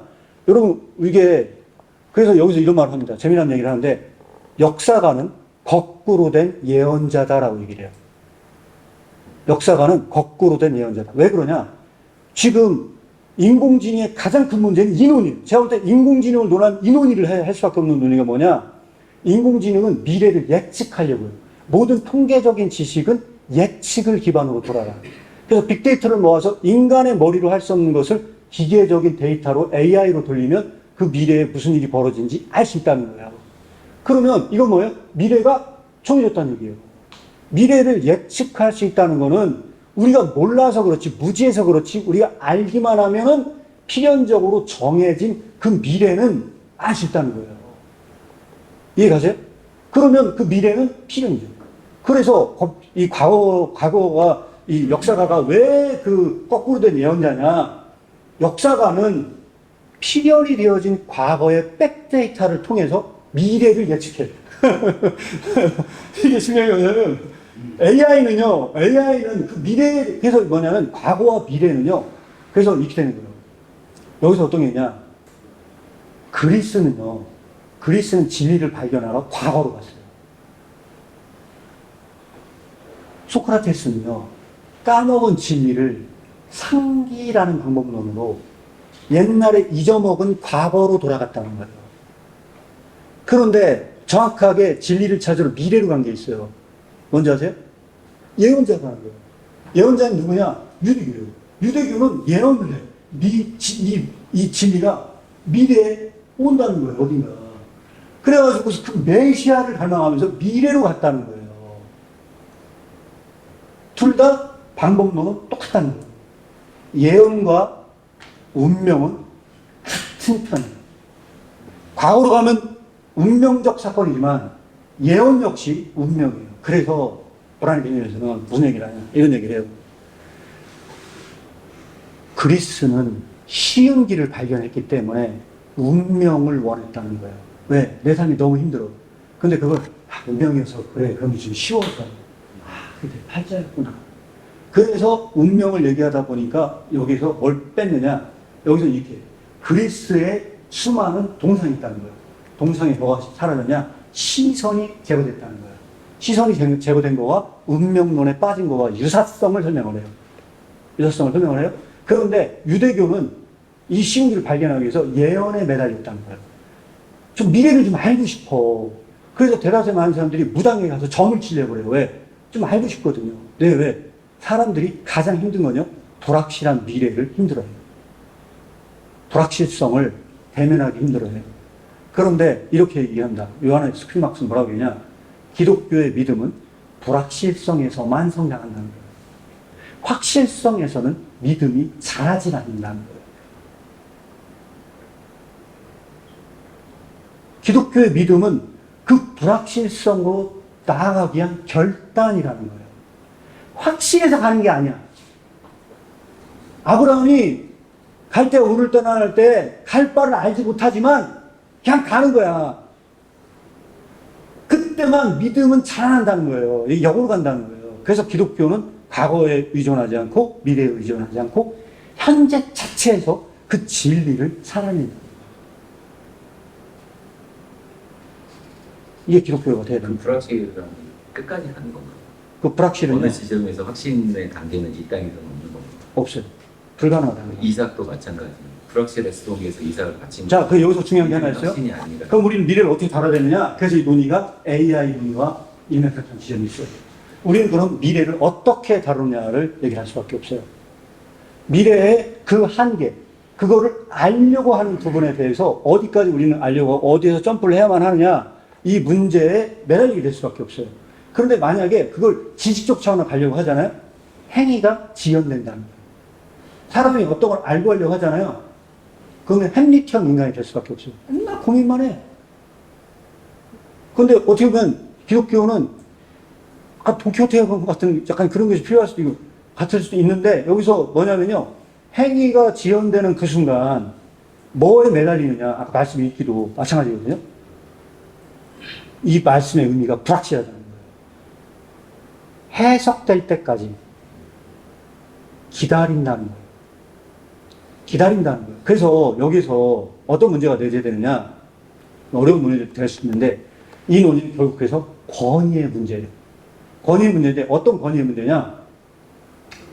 두 개 우리 중에 서로 어려운 책인데 안 읽어요. 어려우니까 사람들이 책 내놔도 안 팔려. 그래서 제가 그 중에 핵심적인 내용을 얘기하면 이런 거예요.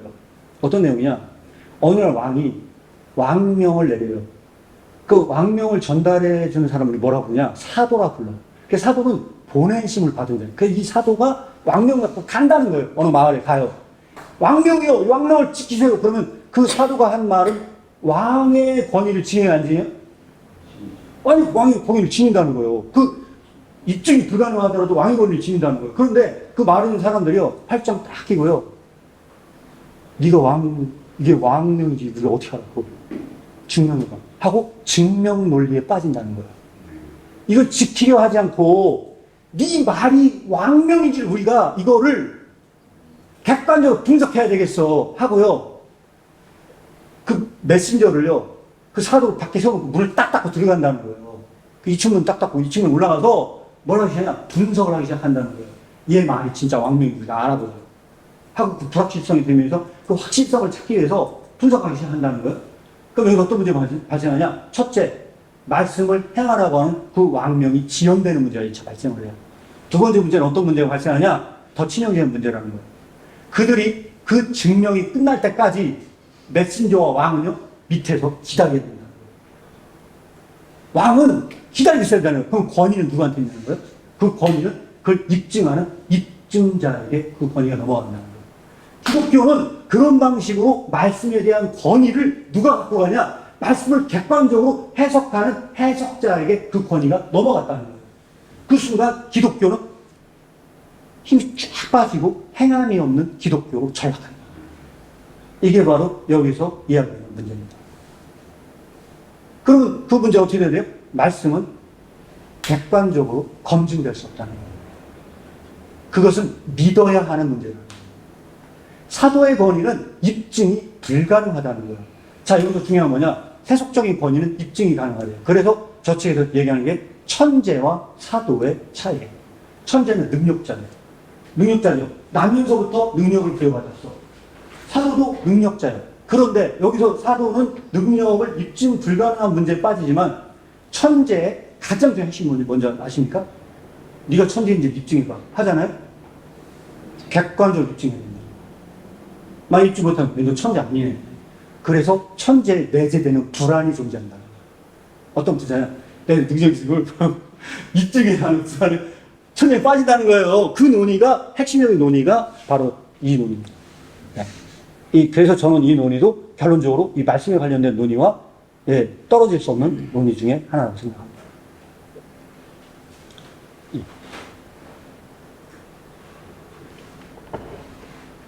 아까 질문하실 때 예. 말씀이 예. 이 성령께서 비춰졌을 때 예. 자동적으로 예. 행동으로 나가느냐 예. 아니면은 그게 이제 우리가 어떤 선택권이 있느냐 약간 그런 의도신 것 같아요. 네, 그거는요. 그 제가 요런 여화 나오면 가장 좀 좋은 여화 중에 하나가 아나베프티스트 여화 같아요. 아나베프티스트 정확하진 않은데 그 이야기 스토리는 다 기억하지 못하는데 그 아나베프티스트 여화 중에 뭐가 있냐면요. 그 아나베프티스트가 막 엄청 핍박받고 죽어갈 때 그 간수역에서 잡힌 그 아나베프티스트 교도가 나오거든요. 어느 날 그 탈출할 수 있는 기회가 왔대요. 탈출 딱 한 거예요. 탈출 딱 했는데 도망을 갔거든요. 그런데 그 사람을 잡으려던 간수는요, 가다가 뭐 물인지 늪지대인지 빠져서 죽어가는 거예요. 그러니까 거기서 살려달라고 하는 거예요. 여러분 같은 또 어떻게 했습니까? 살리러 가겠습니까? 도망을 가겠습니까? 그런데 그때 그 아나베프티스트였던 그 교도는요, 그 간수를 살리러 갔대요. 그래서 건져줬대요. 그리고 나서 잡혀가서 결국은 순교를 당했대요. 그러면 그와 같은 행위는 자동 반사로 나오지 않고 그 순간에 중요한 중단 결정이니까 제가 기도를 결정하겠습니다. 그래서 거기서 현실을 부시기로 할 수 있는 문제가 아니라는 거예요. 그것은 뭐냐면 그동안 했던 그 행동이 자동적으로 나왔을 때만 이루어지는 행동이라는 거예요. 훈련을 통해서. 네. 근데 이제 그게 말씀을 우리가 듣다 보면 네. 하나님이 자유의지를 주셨잖아요, 저희한테. 네. 네. 이 말씀이 이렇게 그 이삭과 같이 바로 이렇게 순종되어야 되는 부분이 있고 네. 또 그게 훈련이 안 되어 된 사람은 자동 순종보다는 네. 또 불순종할 때도 있잖아요. 성령의 감동을 줬는데도 불구하고 네. 불순종할 때가 있잖아요. 그래서 네. 그게 훈련되어지다 보면 나중에 이제 하나님이 네가 이렇게 성령의 감동에 불순종했을 때의 결과, 순종했을 때의 결과를 하나님께서 깨닫게 하시면서 이제 네. 순종할 수 있도록 하나님께서 그 길을 계속해서 우리를 이게 다듬어 가시는 거잖아요. 네. 이게 처음부터 100% 순종은 없는 거죠. 왜냐하면은 아브라함도 보면 처음부터 말씀을 따라가기는 갔지만은 네. 이게 자기 의지로 하는 부분도 많고 네. 그런 이제 아브라함 같은 경우는 말씀하시면 순종을 했고 또 천사가 말씀을 했을 때 안 믿는 부분도 있었잖아요. 네, 근데 맞습니다. 히브리서에 보면은 아브라함이 믿음이 견고해졌다 그랬거든요. 네. 난 그 부분을 보면서 네. 아브라함이 의심을 했는데 사라가 의심을 했는데 왜 견고하다 했을까? 네. 왜 나중에 그 훈련을 통해서 나중에 아브라함이 네. 죽어도 다시 산다는 부활의 신앙까지 갔기 때문에 하나님이 훈련시킨 그 훈련 때문에 믿음이 견고하게 됐다 이렇게 네. 말씀하시지 네. 않았을까? 네. 우리도 그런 훈련 과정 속에서 하나님께서 우리 믿음을 네. 견고하게 다루하시지 않는가 저는 그렇게. 지금 이 논의는 제 이해하려면서 굉장히 긴 얘기여서 다른 말씀을 못 드리겠고요. 결론적으로 얘기하면 저는 프랭클 얘기로 말씀을 드릴 수 있어요. 뭐라고 얘기하냐? 인생이 대단한 것은 아니다. 인생이 대단한 건 아니지만 대단한 일을 위한 기회다. 근데 그 기회를 이용하여 하나의 작은 사명을 완성하는 것은 영혼을 얻는 일이다. 이거 무슨 얘기냐? 우리는 인생 전체 다 순종하겠습니다가 아니에요. 기독교는 그 순간에 그 작은 것 하나를 순종하십니다. 그럼 넌 대단한 사람. 그리고 거기에 그 아까 네. 은혜에 대한 얘기 주셨는데 네. 그 은혜라는 단어를 이제 제가 박사 연구하다가 마지막에 카리스라는 단어가 제가 그 박사 논문을 뭐로 썼냐면 갑과 을의 관계, 영어로 patron client 관계거든요. 그래서 근데 그때 그 데이비드 실버라는 교수가 시카고에서 무슨 페이퍼를 발표해서 신약 학자들이 베이루스에 모여가지고 대회를 한 적이 있는데 그분 주장이 그리고 저랑 이제 동의한 주장이 뭐냐면 카리스라는 단어를 사도 바울이 딱 썼을 때 우리의 2024년의 신학적인 입장에서 보면 안 되고 그 바울이 카리스라는 단어를 생각하고 물론 그리고는 안 썼지만 썼을 때 그 문화가 은혜라는 것은 꼭 대가를 치러야 되는 거예요. 근데 그 카리스라는 단어가 17가지로 풀어지는데 그 중에 하나가 공짜라는 소리거든요. 아무 값 없이 사는 거다, 카리스. 근데 그 17 중에 하나는 또 뭐가 있냐면 값을 치러야 되는 것이 은혜다. 그래서 값과 을의 관계에서 2000년대는 누가 내가 나의 을이 되면 그 을 입장에서는 갑에게 받은 은혜를 갚아야지 안 갚으면 값과 을의 관계가 안 되는 거예요. 그런 의미에서 이게 자동적이냐.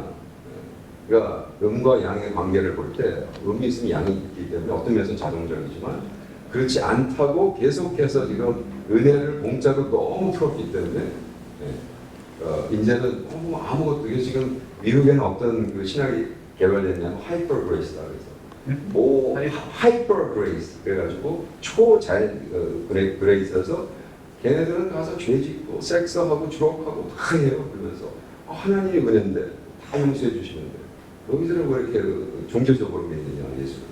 이러한 어떤 그런 오류까지 빠지거든요. 그러니까 은혜라는 거를 우리가 너무 단순하게 풀면 안 되고 양면을 좀 이해를 하고 가는 것이 네. 필요하다.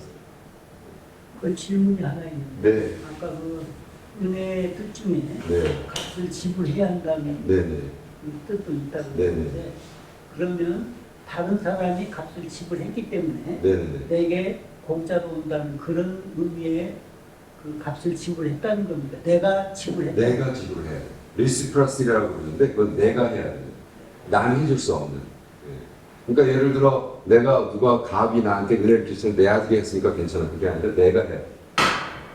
그래서 그게 신약적인 그것이 하도 그런 문제가 많으니까 그러면 그 실버의 교수의 그걸 한번 참조해 보자. 그래서 이제 한 10몇 년 전에 한 100여 명 모였었거든요. 거기서 이제 어떤 면으로서 그러니까 미국의 복음주의는 너무 이쪽으로 가서 그걸 정착시키고 그 서구적인 마인드는 이것이냐 저것이냐 양자택일을 하게 하지 양쪽을 품는 이 철학적인 마인드세트가 없어요. 아예 처음부터. 그렇기 때문에 자꾸 둘 중에 하나를 택하라는 건데 우리는 계속해서 동양은 그렇지 않아. 동양은 음과 양이 공존해. 근데 그거에 자체에 대한 어떤 새로운 견해다 이렇게 얘기를 하죠. 근데 우리 쪽에서는 새로운 견해가 아닌데 그들 쪽에서 굉장히 새로운 견해. 왜? 양쪽을 다 믿어야 되니까. 받아야 되니까. 성경을 이해할 때 네. 하나님의 은혜다. 네. 그런 말이 많이 나오잖아요. 그렇죠. 그럴 때 네. 우리가 본받는 건 하나님의 은혜니까 네. 내가 어떤 값을 치렀기 때문에 네. 하나님의 은혜를 받는다고 조금 그 컨텍스트가 맞지 않잖아요. 아니요. 그러니까 그 말 자체가 언어적인 펠러시라는 거예요. 그 자체가 그렇게 우리가 안 풀어도 된다는 거예요. 내가 너무 사랑을 받았으니까. 아니 17가지 뜻이 있으니까 네네네. 하나. 그렇죠. 그러니까 이걸 이해할 때 하나의 이해가 맞다는 것을 주장하면 안 되고 이렇게도 이해가 되고 그때는 이렇게 했으니까 이들이 예수를 만났을 때 나는 주님의 은혜로 사도 바울이 했을 때 카리스였다. 그럴 때 그렇지만 그 말 속에는 이거 너희들이 해야 돼. 너희들이 해야 될 폴션이 있는 거예요. 너희들이 그거에 대한 어떤 대가를 치러야 되는 거가 포함되어 있을 때는 사면 건강하게 이게 은혜가 있고 그 은혜에 감사해 항상 바울처럼 빚진 자의 심령으로 하나님 주신 것을 그러니까 우리가 은혜를 이게 나오다는 게 당연한데 네. 네. 저는 이제 은혜를 좀 살펴보다가 빌립보서 1장 29절에 네. 보면은 그리스도를 위하여 내게 은혜를 주신 것을 그 말씀이 나오거든요. 네. 그러니까 우리가 지금까지 교회에서 은혜를 하면은 하나님이 죄인된 우리에게 주시는 값없이 주시는 선물 위에서 내려온 것인데 그 은혜를 나를 위해서 준 것으로만 생각하잖아요. 나를 위해서. 네. 나에게 구원을 주시겠어. 나에게 믿음을 주시는데 빌립보서 일단 그 29절 말씀은 그리스도를 위하여 내게 은혜를 주셨다 말씀이 나오거든요. 그리스도를 위하여.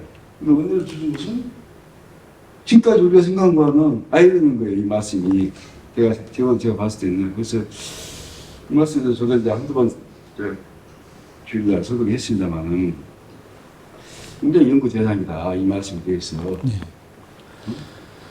지금까지 우리 은혜는 하나님의 값이 우리를 위해서 우리를 위해 주신 선물을 이렇게만 하잖아요. 은혜라는 것은 아무 대가 없이 근거 없이 그만 그리스도를 위해서 너희에게 은혜를 주시기를 다만 그를 믿을 뿐 아니라 또한 그를 위하여 고난도 받게 하려 하심이라.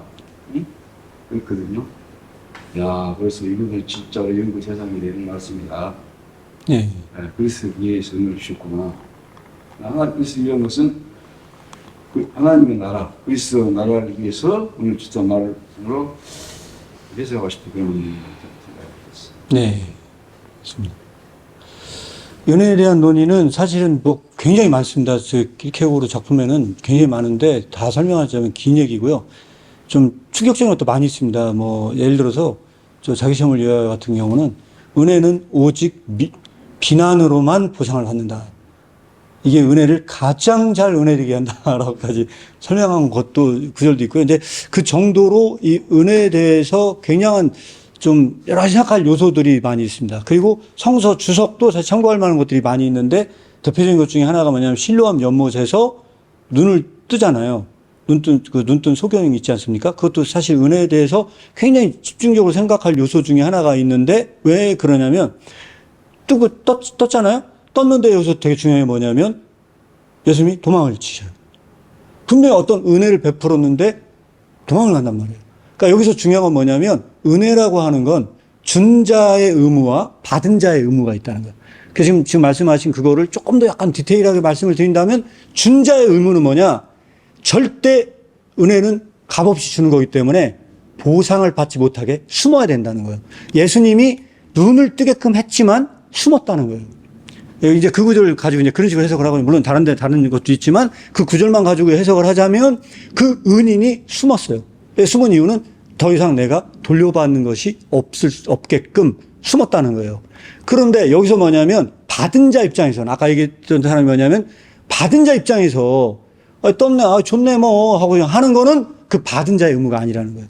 은혜를 받은 자에게 그 은혜는 의무를 탄생시켜요. 이게 기독교의 윤리예요. 그러니까 옛날 우리가 얘기하는 일반적인 도덕적 의무가 아니고 기독교에서 윤리적 의무가 어떻게 나타나는 거예요. 그래서 은혜 받은 자가 그 나타날 때 그 뭐냐면 준 자를 찾아야 하는 의무가 생긴다는 거예요. 왜 그러냐? 그것은 눈에 보이는 사람에게도 감사하지 못하면서 눈에 보이지 않는 하나님께 감사한다는 것은 굉장히 건방진 생각이라는 거예요. 따라서 눈에 보이는 그 사람을 찾아야 하는 의무가 탄생되는 과정에서 뭐가 생기냐? 준 자와 은혜를 베푼 자와 또 받은 자의 쫓고 쫓기는 숨바꼭질이 시작된다는 거예요.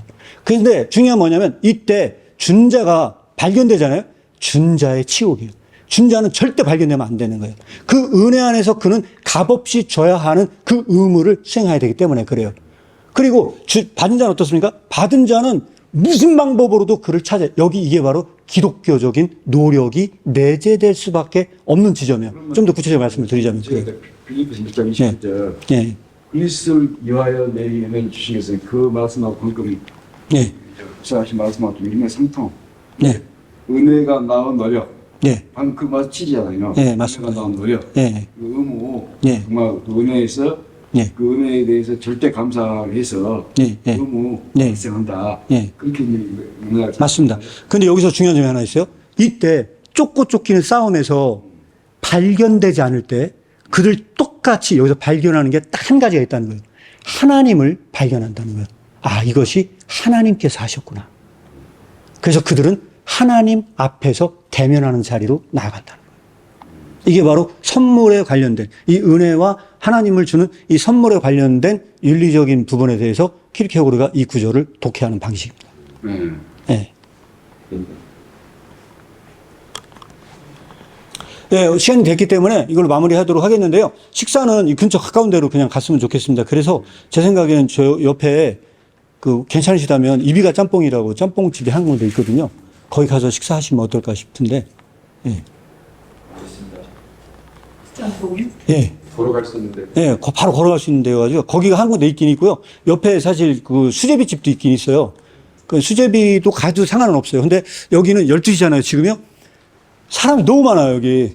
예, 꽉 차가지고 너무 많아가지고 있으면 가면 상관은 없는데. 예. 그리고 목사님 그 아, 예. 예, 예. 목사님 회비. 아, 예, 예. 예. 그냥 그 회비. 저는 이제 그냥 보서 회원 마음만 좀 준다고. 아, 예, 알겠습니다. 예. 아, 예. 아, 예. 아유, 감사합니다. 예. 책임져요. 선물. 저는 이제는 회원 보서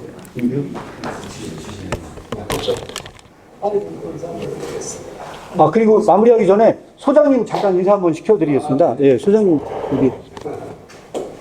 여기 몇 있어? 아, 예. 아유, 감사합니다. 아, 저기, 미국에서, 원래 지금 미국에 계세요. 미국에 계시는데, 캄보디아에 또 성교사님으로도 계시고요. 미국과 한국과 뭐, 이거 아주 바쁘게 이제 왔다 갔다 하시는데. 아, 예. 그, 특히 이번에는요 4개월 여기 세종시 머물기로 오셨습니다. 예. 그래가지고 예, 잠깐 그 환영 박수 한번 부탁드리겠습니다. 나오셔서 한 말씀 부탁드리겠습니다. 예. 반갑습니다. 이게 세종시 와서 아파트를 얻었는데 딱 500m 떨어진 데 얻었어요. 너무 행복하고 어저께 우리 그 젊은이들도 모여서 또 같이 대화하고 너무 좋았고요. 저는 73년도 52년 전에 미국에 갔고요. 그래서 쭉 생활하다가 하나님의 사명 받아서 이제 개척교회를 미국에서 한 5개 2세들을 위한 하고 캄보디아 들어온 지는 한 20년. 그래서 거기서 이제 신학교 뭐 리서치 센터 이렇게 운영하고 있고 2020년도 2년인가 전에 이제 이창호 목사님을 유튜브에서 뵙고 여기다 키어갈 센터를 같이 해야겠다라는 생각을 가지고 이제 이 센터가 한 1년 됐죠? 1년 됐나? 1년 됐고 그래서 계속해서 한국 왔다 갔다 하면서 더 이제 우리 아내가 65살이 돼가지고 그 이중 국적을 받는다고 이제 여기서 4개월 있는 거거든요. 그래서 아마 우리 베이스가 이제 저는 이제 애들이 다 커가지고 39, 37, 34 애들이 다 이제 막내가 34인데 그래서 아마 이제 그 센터를 미국에서 이제 한국과 캄보디아로 옮기지 않을까 이런 생각을 하고 궁극적으로는 이제 그 여기서 하는 키어크갈 리서치를 한국말로 한 거를 영어로 번역해서 거꾸로 나가는 그러니까 K 필로소피라고 그럴까요? K 드라마 뭐 K 뮤직이 있는데 또 저도 철학 공부했고 계속 세인 올러프 가서 연구하고 덴마크에서 연구했지만 하나도 뒤지지 않는데 너무 주눅이 들어서 영어라는 그 매개체 때문에 그래서 우리가 연구하는 것이 키어크가드를 우리 동양 사람들이 가장 정확하게 이해할 수 있거든요. 근데 그럼요. 그래서 지금 덴마크에 있는 키어크가드 센터에 가장 많이 연구하는 사람들이 네팔 스님들하고 중국 학자들이 하고 있습니다.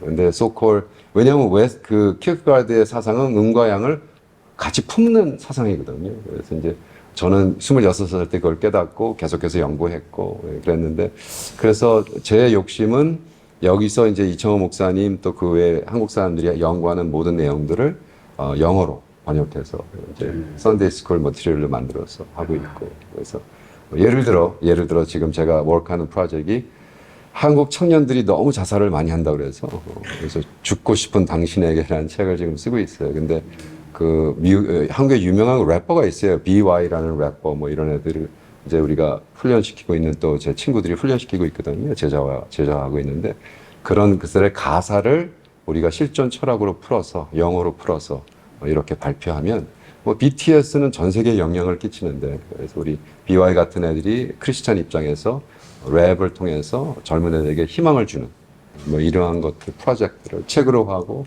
음악으로 하고 하려고 준비하고 있습니다. 그래서 너무 익사이팅 하고요. 세종시 너무 마음에 들고 차 없이 걸어 다닐 수 있다는 게 너무 행복하고 그래서 인저이 하고 있습니다. 그러면 제가 질문 네네. 아까 제가 사실 질문 드리려다가 진행하여 질문 못 드려요. 20분에게 같이 가면 제가 금방 한번 어떤 목표를 말씀하셨기 때문에 네. 그 동양적인 부분이었을 때 했는데 제가 책에 어떤 점을 발견을 했냐면 우연찮게 예를 말씀드리면 죄송합니다만 그 동양에서 철학에서 가장 심한 부분이 제 주역이라고 주역 네. 네. 여각사상 그런데 제가 우연찮게 여각사상가 책에서 과거는 바꿀 수 있다는 제가 말을 발견했어요. 네. 과거를 바꿀 수 있다고 저는 쇼크를 먹었어요. 과거는 흘러간 물인데 어떻게 과거를 바꿀 수 있단 말이냐. 근데 그 얘기를 자세히 들여다보니까 그 방법은 뭐냐. 사람의 마음을 바꾸면 내 현재의 마음을 바꾸면 과거가 바뀐다는 그 말을 했어요. 저는 너무너무 놀란 거예요. 이것이 만약에 진실이라면 놀라운 사실이고 그렇다면 이것이 우리가 크리스천으로서 이것을 어떻게 만약에 받아들일 것이냐. 그리고 저는 이제 또 이제 아까 조금 전에 이창호 목사님 말씀하신 대로 이제 운명과 예언, 과거 말씀하셨잖아요. 그래서 제가 그 질문을 드리고 싶어서 이 문제에 대해서 이게 방금 이제 오스카 목사님께서 동양 사람들이 가장 잘 이해할 수 있다고 말씀하셨기 때문에 과연 그것이 가능한 부분인지 그 주역 연구하신 분들이 하는 분이 그 말씀처럼 과거는 바뀔 수 있다. 그거는 마음을 바꾸면 된다. 현재 내 마음을. 그래서 저는 좀 이해를 못하고 한편으로 조금 가능할 것도 같다는 생각도 들기도 하고 그래서 내가 공부가 부족한 탓인지 그 사람들이 뛰어난 것인지 이것을 또 어떤 키르케고르의 관점에서 탁월한 키르케고르적인 말씀을 권유해서 해석이 가능한 부분인지 좀 연구가 좀 질문을 드리고 싶습니다. 혹시 점심 먹으면서 해야 되지 않을까? 제가 간단하게 말씀드리면요. 아까 과거는 필연이 아니라고 얘기했잖아요. 과거는 필연이 아닌 이유가 이거 관련이 있어요. 네. 어떤 게냐. 과거는 필연이 아닌 이유가 과거는 끊임없이 현재의 삶에 영향을 준다는 거예요. 우리에게. 그렇죠. 영향을 주죠. 근데 그거를 획기적으로 바꾸는 게 뭐냐. 기독교적으로 회개입니다. 회개. 이게 회개는 과거와 나와 사이의 관계성입니다. 그걸 잊어. 망각해라고 하는 건요. 가장 비기독교적인 거고요. 끊임없는 나의 과거의 죄된 속성과의 관계성 속에서 현재를 다시 재고찰을 해요. 그래서 그걸 미래로 도약을 하거든요. 회개는. 그래서 이 회개는요. 그리 철학하고 달리 앞으로 가는 운동이라는 거예요. 이게 과거 이 진리, 이 상기는 뒤로 가는 운동이라면 회개는 앞으로 가요. 앞으로 가는데 여기서 특징이 하나 있어요. 우리는 길이 I am the way라고 주님께서 말씀하셨잖아요. 그러니까 우리가 길을 잘못 들어서면 어떻게 됩니까? 뒤로 가야 돼요. 그럴 필요가 없다는 거예요. 기독교의 길은 아무리 잘못됐다 할지라도 그냥 앞으로 가면 된다는 거예요. 뒤로 갈 필요가 없다는 거예요. 왜? 하나님께서 그 길을 진리로 바꾼다는 거예요. 이렇게 하면 그런 겁니다. 그래서 이 과거와 미래를 필연으로 과거를 필연으로 본다는 것 곧 미래도 필연이다. 그러나 그것은 기독교적 관점은 아니다. 이거는 범주의 오해다. 본질적인 범주와 이게 이제 정확히 기억이 안 나는데 범주의 오해라는 거예요. 헤겔이 범주를 오해했고 아리스토텔레스가 범주를 오해했기 때문에 철학적으로 이건 잘못된 논의가 진행됐다. 그래서 빙이라고 하는 이슈와 생성이라는 이슈 자체가 저도 공부를 좀 더 해야 됩니다. 이 범주적 오해가 생겼기 때문에 과거, 현재, 미래에 대한 오해가 들어왔다. 그러나 이것은 그런 건 아니다. 그러니까 방금 목사님께서 이제 회개 예. 말씀하셨는데 아까 그 교육학자가 했던 말은 예. 과거를 바꾸는 것은 내 마음을 바꾸는 것이다 이렇게 예. 얘기했거든요. 예. 마음을 바꾸는. 그다음에 해결로부터 어차피 메타노이라는 것은 본 뜻이 마음을 바꾸는 뜻이지 않습니까? 예. 메타노이. 완전 돌아서는 거예요. 네, 마음을 바꾸는 거. 예. 돌아서는 거 아닙니까? 그 순간 미래가 달라지는 거거든요. 그러니까. 완전히 달라지는 거거든요. 그러니까 그렇다면은 예. 그것은 엄청난 것인데 예. 회개가 하게 되면은 물론 미래는 바뀐다고 해서 이해가 가요. 예. 예. 그러나 그 사람들 마음에 보면 과거가 바뀐다 이거예요. 예. 그래서 난 좀 얘가 헷갈리는 거죠. 그렇다면 지금 우리가 한 회개가 과거가 우리 결정론적으로 지속적으로 또 미래적으로 영향을 미치는 그 영향력에서 벗어난다는 말인지 예. 그 사실 자체가 바뀐다는 말인지 과거의 것들이 없어지는 거죠. 없어지는. 아니 그렇지 않게 제가 과거가 가지고 있는 그 과거가 나에게 덮쳐오는 그 힘이 있지 않습니까? 과거가 네, 지속적으로 네. 덮쳐오는 힘 네. 그것이 그 영향력을 상실한다는 얘기인지 네. 아마 제 기독교적으로 얘기하면 그 영향력의 상실로 봐야 되지 않나 싶은 마음이 있고요. 제가 볼 때 왜냐하면 여기서 이제 새 사람이 된다는 것. 믿는 자는 뉴빙이 돼요. 완전히 새 사람이 되거든요. 근데 새 사람이 되는데 여기서 이제 중요한 건 뭐냐면 여기서 운동이 좀 반대로 갑니다. 운동이 좀 반대로 간다는 건 뭐냐면 우리가 세속적인 사고는 뭘 하느냐? 세속적인 사고는요. 세계를 변화시키는 걸 목적으로 해요. 세계를 변화시킨다는 건 뭐냐면 사람들이 좋아하는 건 뭐냐면요. 야, 쟤 대단한 사람이야. 쟤 저 발명해가지고 세계를 변화시킨 사람이야. 아인슈타인 봐봐. 아인슈타인 세계를 다 뒤집어 놨잖아. 저걸로 막 뉴턴 막 이런 사람들 존경하거든요. 기독교적으로는 정반대로 간다는 거예요. 그는 세계를 변화시키는 게 아니고 오직 단 하나 나 자신을 변화시켜요. 내면성 속에서 나 자신이 바뀐다는 거예요. 그래서 기독교적인 방식으로 얘기하잖아요. 구약과 신약은 뗄래야 뗄 수 없는 어떤 간격이 생겨요. 구약은 어떻게 얘기하냐. 구약이 이렇게 얘기를 해요. 해 아래 새로운 건 아무것도 없어. 봐봐. 새롭게 생각나면 웃기는 막 그런 게 여기 있어. 모든 건 다 나의 것이야. 옛날 거야 다. 해 아래 새로운 건 아무것도 없어. 있는 건 있는 거 그대로 놔둬. 이게 무슨 얘기냐. 지상에 있는 모든 것은 새로운 건 하나도 없어. 날마다 똑같이 반복되고 잎도 피고 떨어지고 다 새로운 건 하나도 없이 다 그대로 돌아가. 그러나 그리스도 안에서 날마다 새로워져. 라고 하는 그 날마다 새로워진다는 건 인간의 내면성 속에서 바라보는 관점 자체가 바뀌어. 내가 회개하고 주님 앞에 돌아오는 그 순간 나 자신을 변화시킴으로써 세상의 모든 것이 바뀌어. 날마다 새로워져. 그것은 나의 내면성 속에서 날마다 새로움은 지속적으로 새롭게 돼. 라는 쪽으로 이건 해석될 수밖에 없지 않냐. 그리고 제가 지금 드린 책은 저희 아내가 쓴 책이에요. 그게 이제 내적 치유에 대한 건데 그 내적 치유